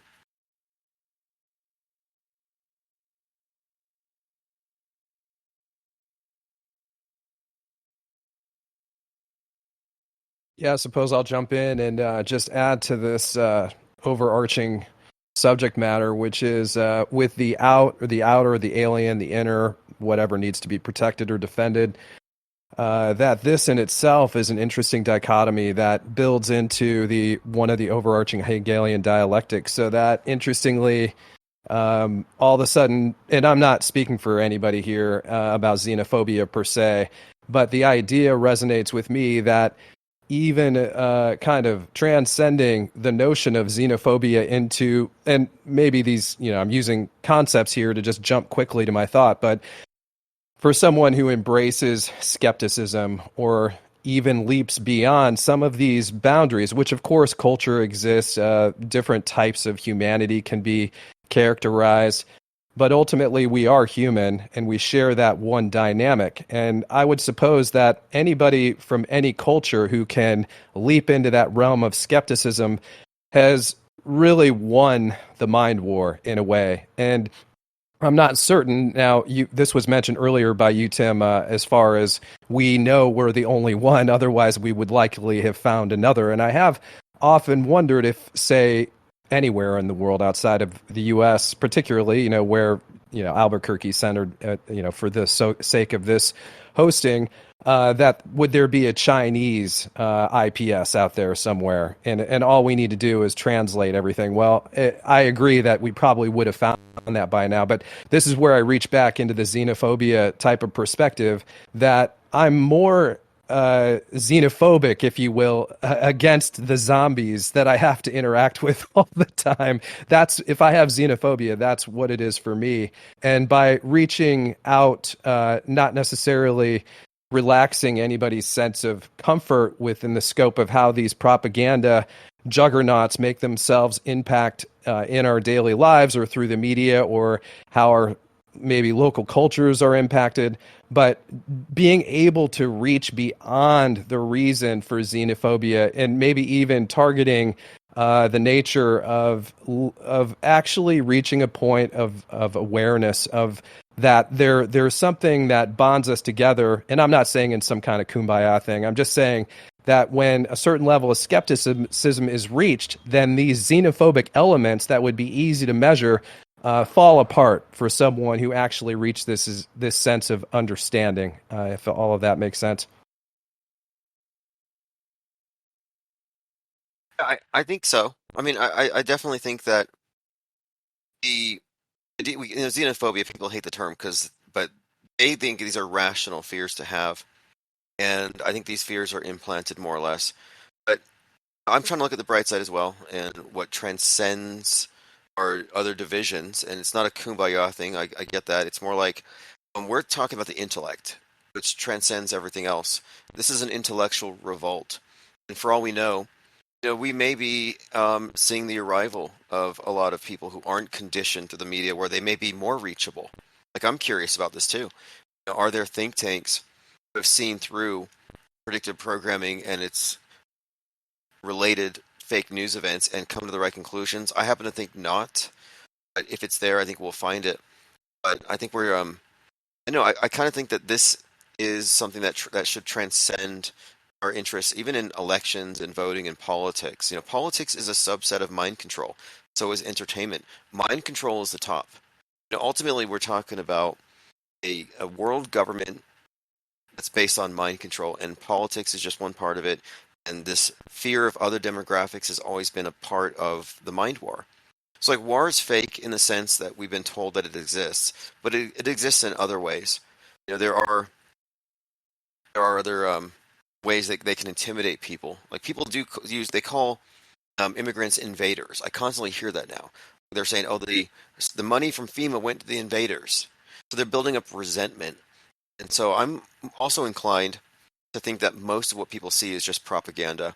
I remember seeing so many pictures of, like huge lines of military age men marching over here. These are archetypal images of enemy troops coming to take over. And to me, that's deep seated fears. And so I kind of reject it all at this point. And as far as demographic shifts, I have no problem with it. I kind of think that these are inflated fears, and that mostly if you are in a tunnel, if you're in a right wing tunnel, everybody's a threat to you. But to your other point, I think you're right that I have more to fear or more to contend with when it comes to the normies in my everyday life, the people I live with, the people around me. Much less, like, so why am I concerned about people out there?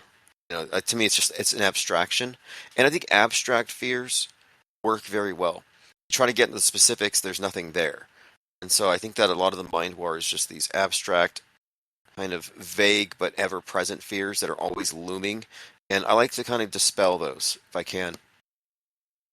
Yeah, well said. I agree. I see too the xenophobic perspective in is implanted in the mass consciousness. And there are shifts that do happen. I think that sometimes I've seen where certain communities seem to be shifting in some fashion, but the overarching directive of the fear-based fear-mongering of xenophobia is an implant in the society.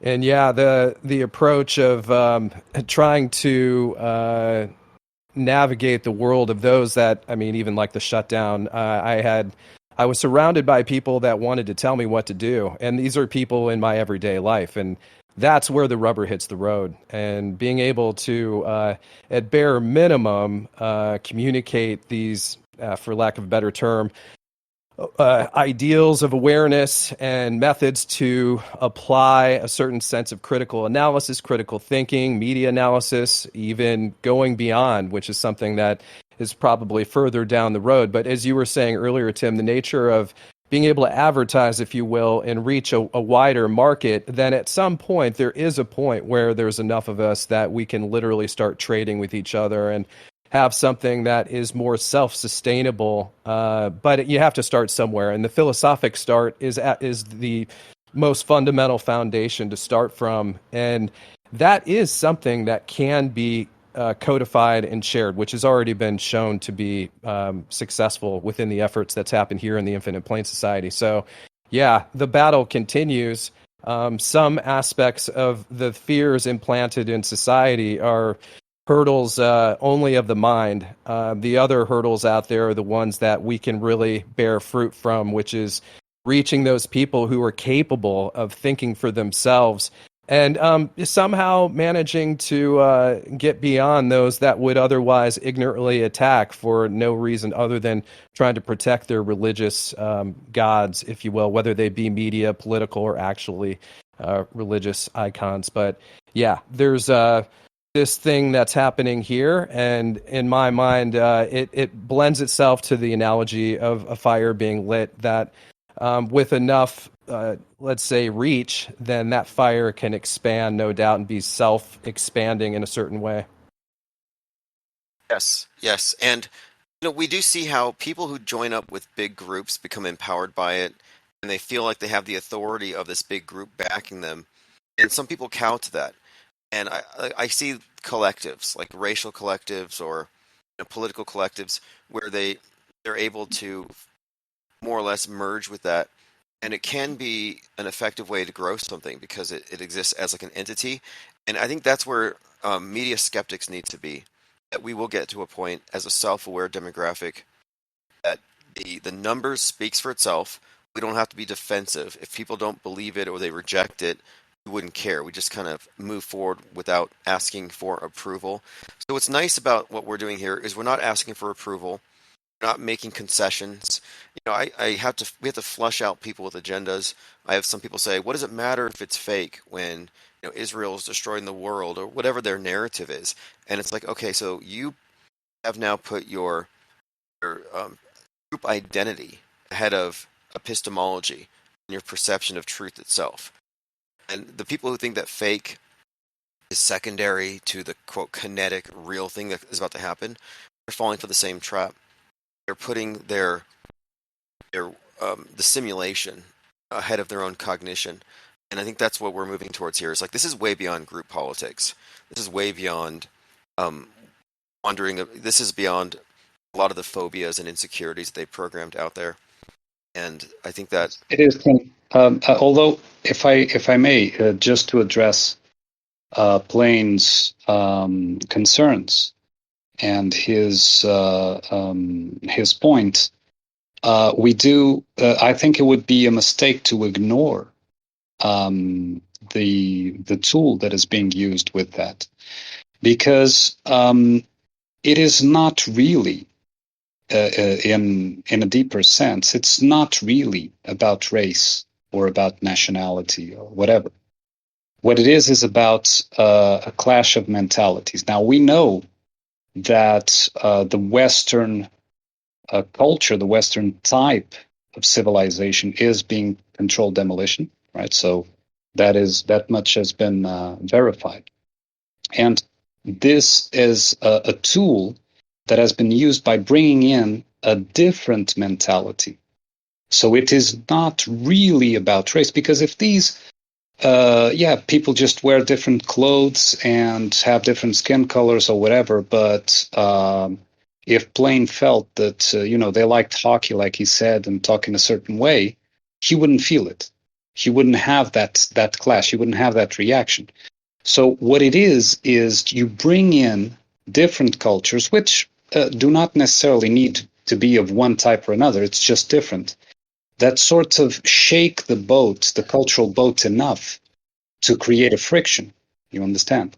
So that, to ignore that is there, would also, in my view, be a mistake, because it is clearly a tool being used by the implementers of this, in my view.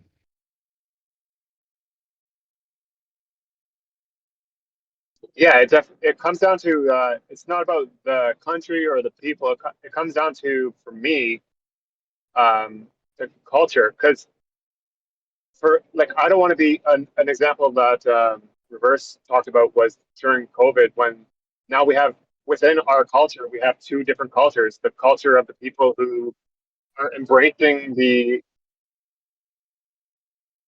culture of the people that are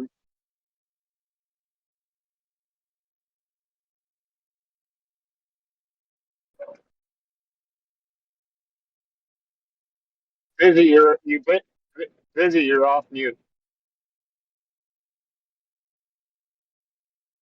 You Okay, he's server mute busy, and then you'll unmute him when later on, because yeah. I don't think he's aware that he's unmuted.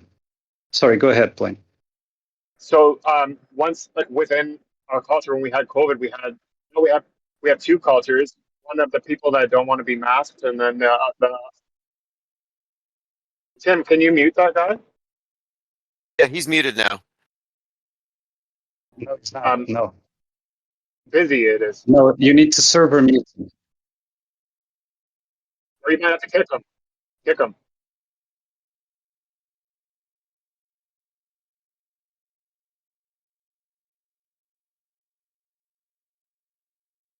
Okay, well, really quick here, just for anyone who just got here, this is episode 1 of the IPS Deep Think Tank, and we're going to be meeting here a couple of times a week to discuss a lot of things and lead into the next AutoHoaxCon. And so, just for your information, the next AutoHoaxCon, which will be number 2, is going to be on likely Saturday the 26th. And so, if you want to be a part of it, I'll be posting a flyer, and we'll continue along the same veins, number 1, but more streamlined, more participation, and I think we have a better concept moving forward. So, just a heads up for anyone who just got here, that's kind of what we're discussing. But yeah, go ahead, play Decoded. Okay.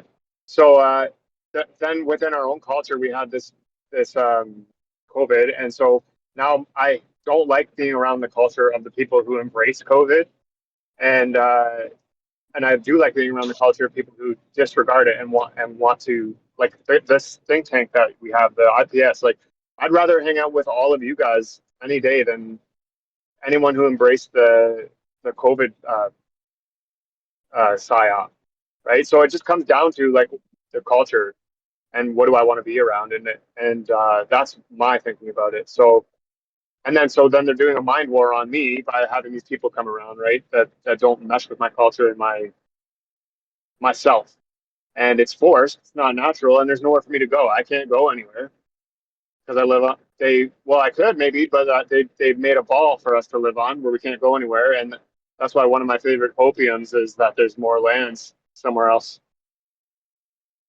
And in general, the newcomers to a strange land will tend to absorb the virtual reality, let's say, the what is presented much quicker than the residents, and so they it's like what you were saying about being outnumbered by people who aren't entirely in the rapt, Tim. It's more or less the same tool being used there. So the people that come in do not bring the same mentality and are more prone to accept and adapt because they want things to go well for them in their new life. And so they will eventually drown the residents, like you were saying, could happen with the IPS. So it's just a point that is something that we shouldn't ignore, and take into account nonetheless. Well, let me bring this up too, though, because Mhm. if you look at, I mean, this is a whole other topic, but people come into this country or they move to another country, and then you look at their children. Do their children carry forth the same traditional beliefs?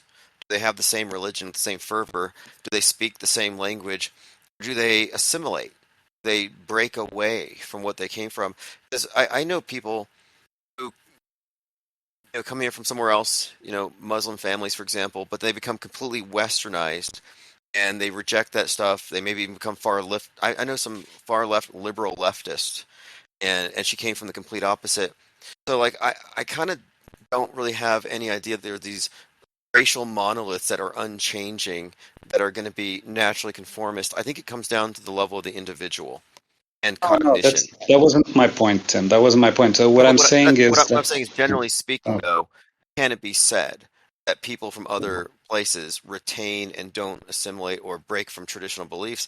And I think, if anything, the melting pot concept offers the dissolution and the ability to break away from previous constraints, like, for example, feminism, for example. Maybe you can't practice that in other places.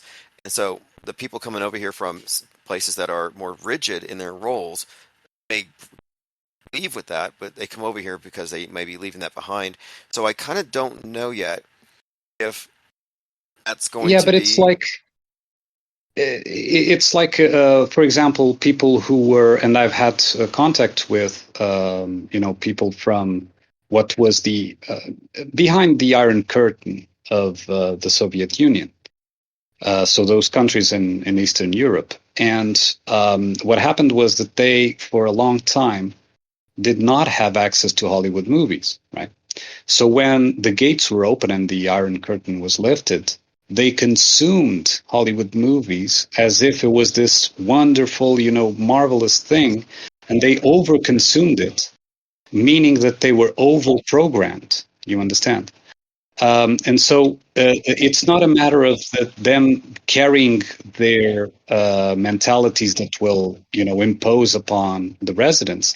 It's that those that come in will be more exposed, more prone to be exposed to the programming than the residents, because the residents already, are established, are settled, and if they were, given enough leisure time, let's say, they could start thinking about other things. A newcomer in a strange land will be more prone to have access to things he never did. And so he will consume everything about that culture, including, of course, the big bulk of the fakery, and become, programmed.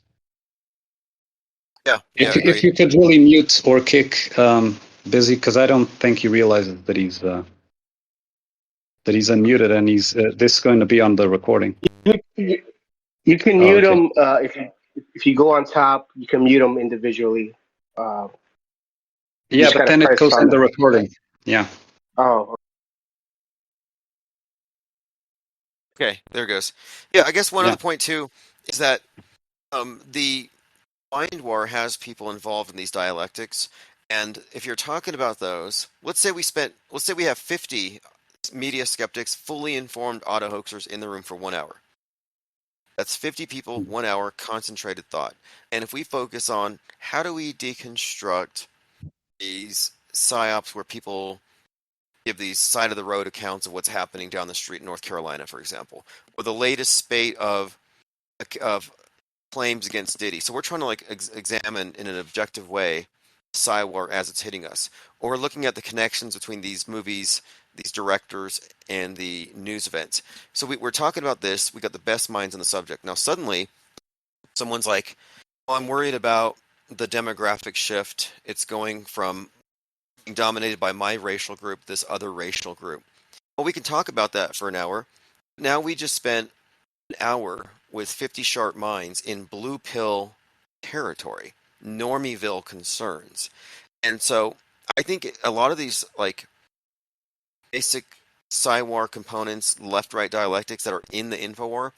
I think we can talk about them from an outside or a higher perspective or an objective perspective, but I'm not going to personalize it and say I'm worried about Haitians in my neighborhood because that has no place here.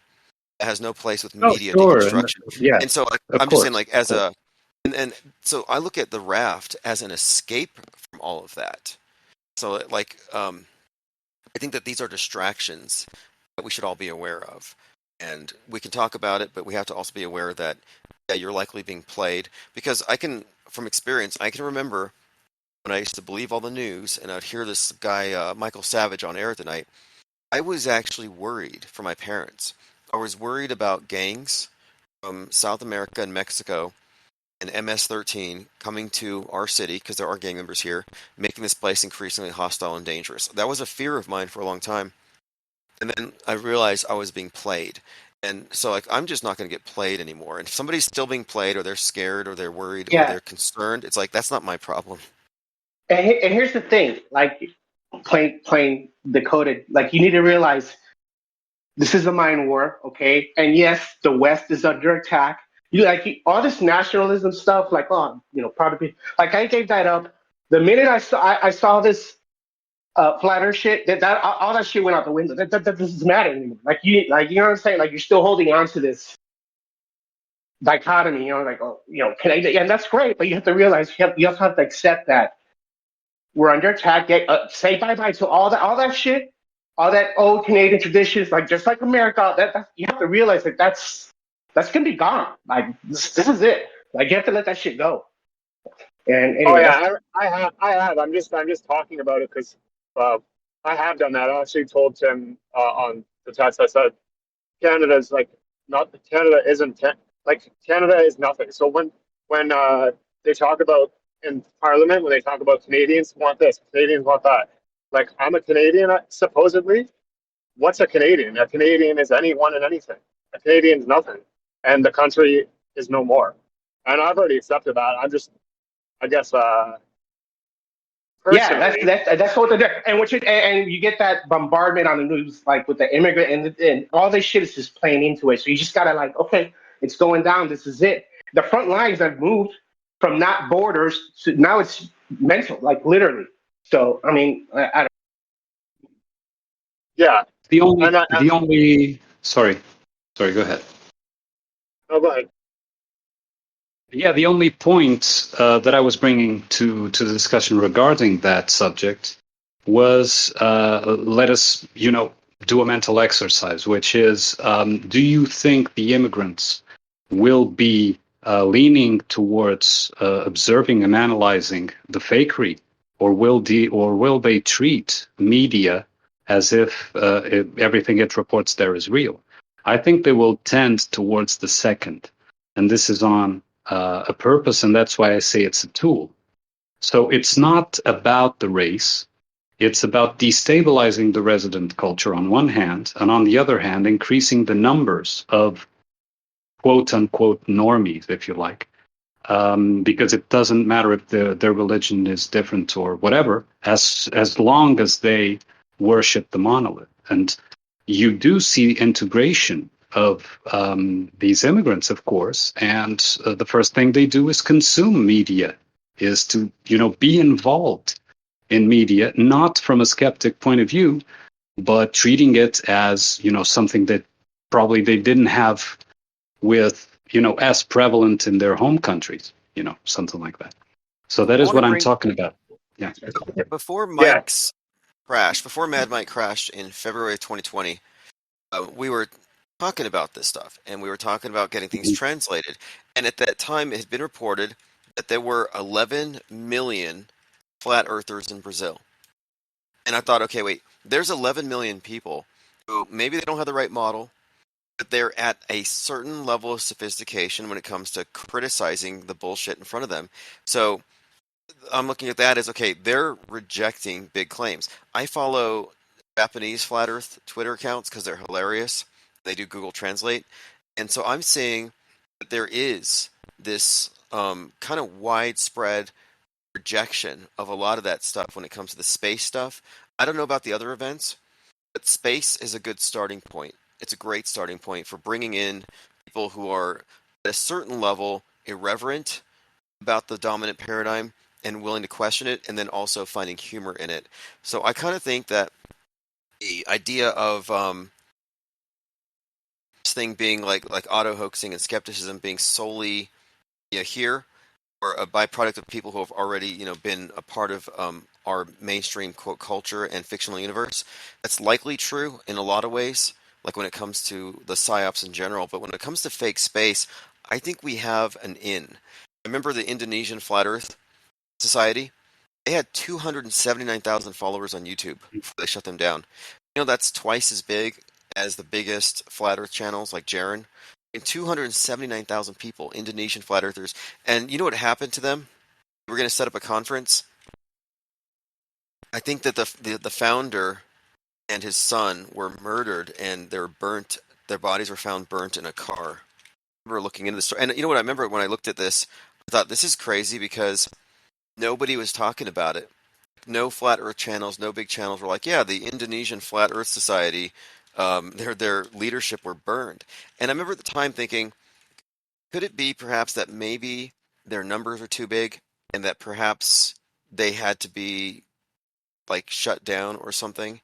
In fact, I'll put the article here. Into that, so does it smell fakery? Not at all. I didn't detect anything fake about this one. It wasn't promoted. It wasn't hyped. It wasn't attended by crisis actors.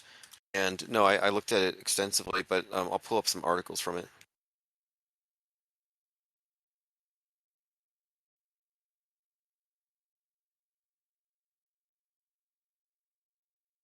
Why would they have to kill them though? That doesn't make any sense. Well, it wasn't related to this.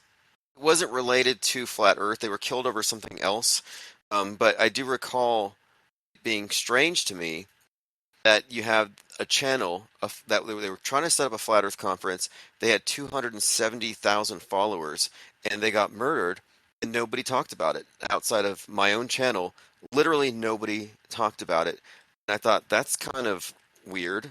Like, imagine if Mark Sargent and Patty Steer turned up dead, burnt to a crisp in the back of a car in some alley. Don't you think it would be talked about? And they weren't as big as the Indonesian Flat Earth Society. And here we have 11 million Brazilians. So I kind of think that skepticism and the philosophical breakdown of media from this perspective might have a wide reach, and it's not bound by anything other than our ubiquitous relationship to the screen. And I think we have a common ground here. I do think skeptics of the world could unite. I put a phrase up here. I think I put auto hoaxers, no, yeah, deprogrammed of the world stage unite. And so who knows how widespread it is, but I think fake space is a way to get a lot of people into the conversation. And it This filters out template. it filters out non-critics. People who aren't critical can't even consider the topic. That's the value of the flat earth question. It filters out the non-critical. Yeah, I was saying just in a sort of jokey tone, is that the communist template? Because workers of the world unites. That sounded. You stole their slogan, right? Oh yeah, that's the communist slogan. And then I also am stealing "Go forth and set the world stage on fire" from the Jesuit founder Yeah. Ignatius Loyola. Yeah, I'm definitely appropriating from Weishaupt, Loyola, and Marx. Anyone, anyone who's ever had some kind of revolutionary concept, we need to appropriate.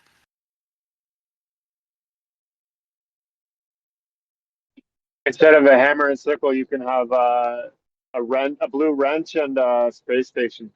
Something. So Awesome. that's good. And a That's good. penguin, Yeah, a blue wrench and a penguin beak. yeah. Hammer and sickle, wrench and beak. That's a pretty good. Yeah. I'll see if I can Yeah. AI it.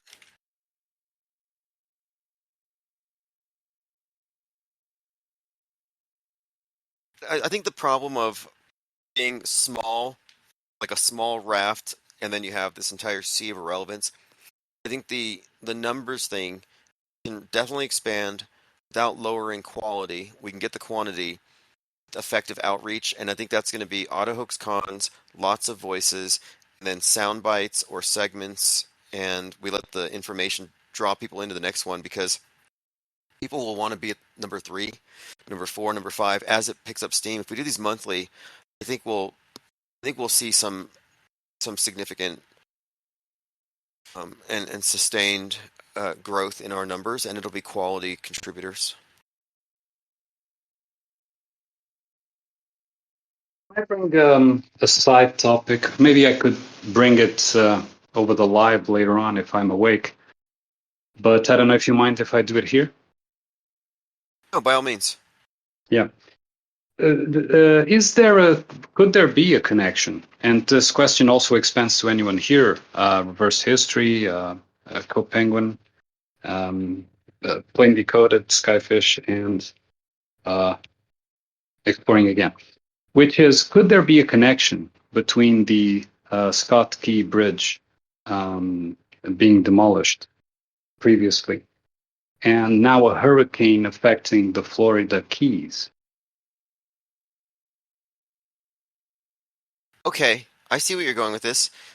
Francis Scott Key Bridge, Florida Keys, and a few months ago I watched that movie called uh, Roundhouse, which has Mhm. Donnie Darko, who's like a Trump proxy. It takes place in Florida, and one of the main components is this bookstore called the Crystal Key. So the key thing has been a reoccurring theme, and you may be onto something here. At the time, if you remember, when you were doing a live about the bridge collapse, um, it came to my mind about the papal insignia that has the 2 keys. Remember that? Right, the crossed keys. Yes, yes. Right. Yeah.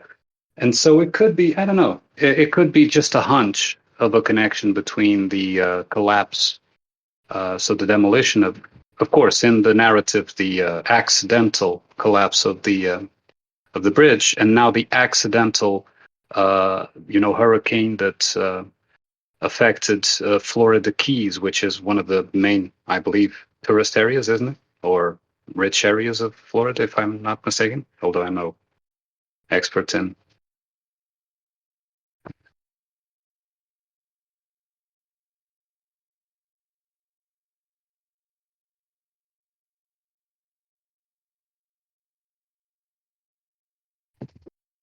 Come on, guys, don't leave me hanging.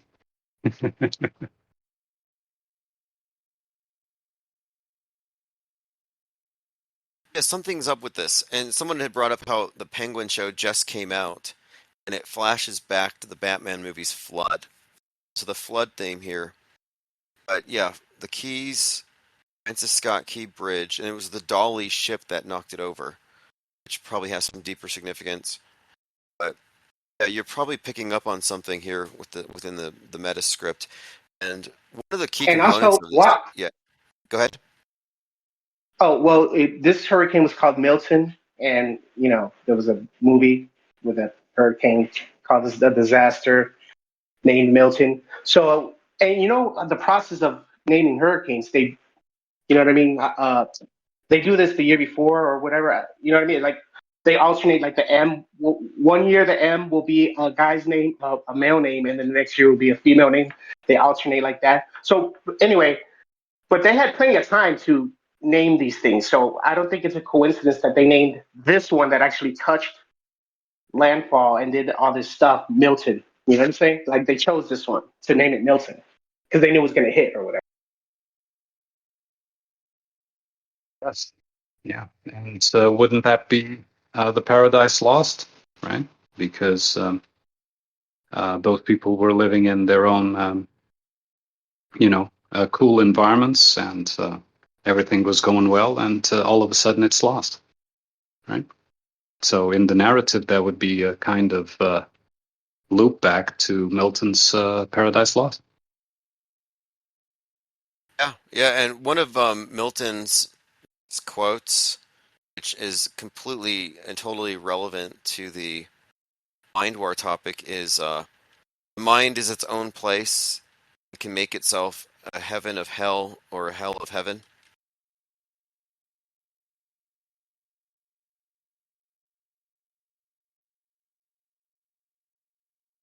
Paradise Lost. That's the mind of the auto believer, losing their peace of mind.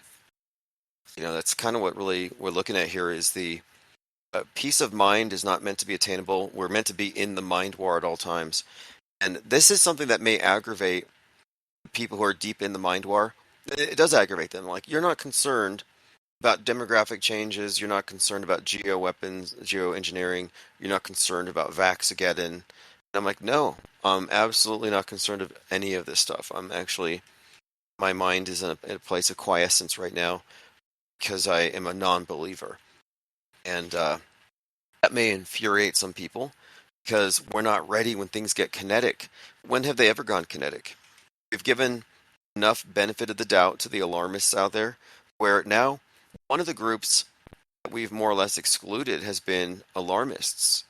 And alarmists who are alarmists who remain among us eventually cease to become alarmists about it and become more analytical, which is what we need.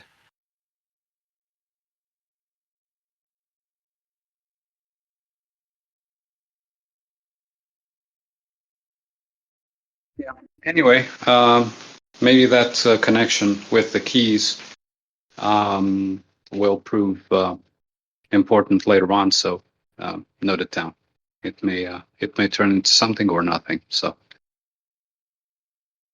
and Yeah, I I like still to think mind map these things, and just like for future reference, anything with key references that you see may pertain, we'll just add on to it until we see if there's a discernible pattern. Mhm.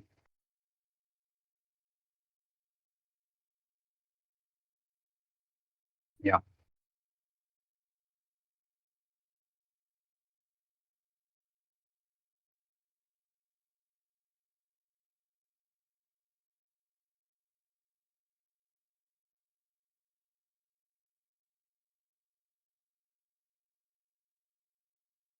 Anyway, I want to say thanks to everyone here who has been a part of this chat. We still have a few more minutes, but what I'm doing is we're going to be doing these more often. It's just a separate podcast, and it'll lead up to the AutoHooks cons, get more ideas out there, and I'll be posting this on the main channel so we can get comments and feedback, and then more people will likely want to join the next one. So if you're subscribed to the newsletters, obviously you'll be given notification in advance before we do these. And so this is just IPS Deep Think Tank, and this has been episode 1. And whenever we're through here, I'm just going to process this as a podcast. So if you missed anything or you want to listen later, I'll be making it available. Fantastic. Well, this has been a great conversation. I didn't get to, I heard everything from the beginning. I didn't get to jump on right away, but brilliant stuff all the way around through and through, everybody's commentary, and I'm definitely looking forward to the next one. And yeah, I think that this has a great potential to bring people in and have this kind of population of various ideas and subject matters to discuss in a bit of a free-form way. It's really very intriguing and exciting. Good stuff. Indeed. Thank you.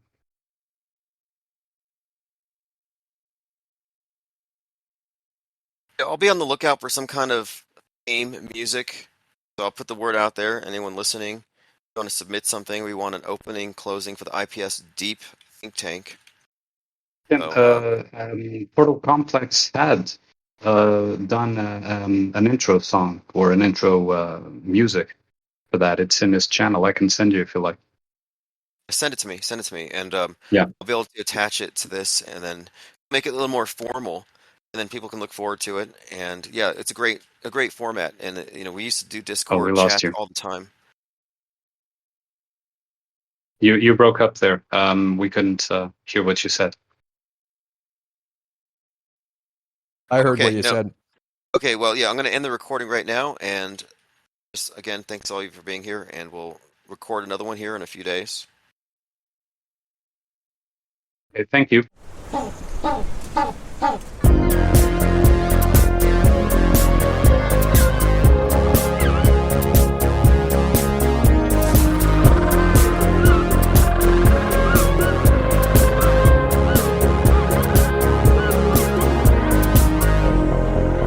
Welcome to the IPS Deep Think Tank.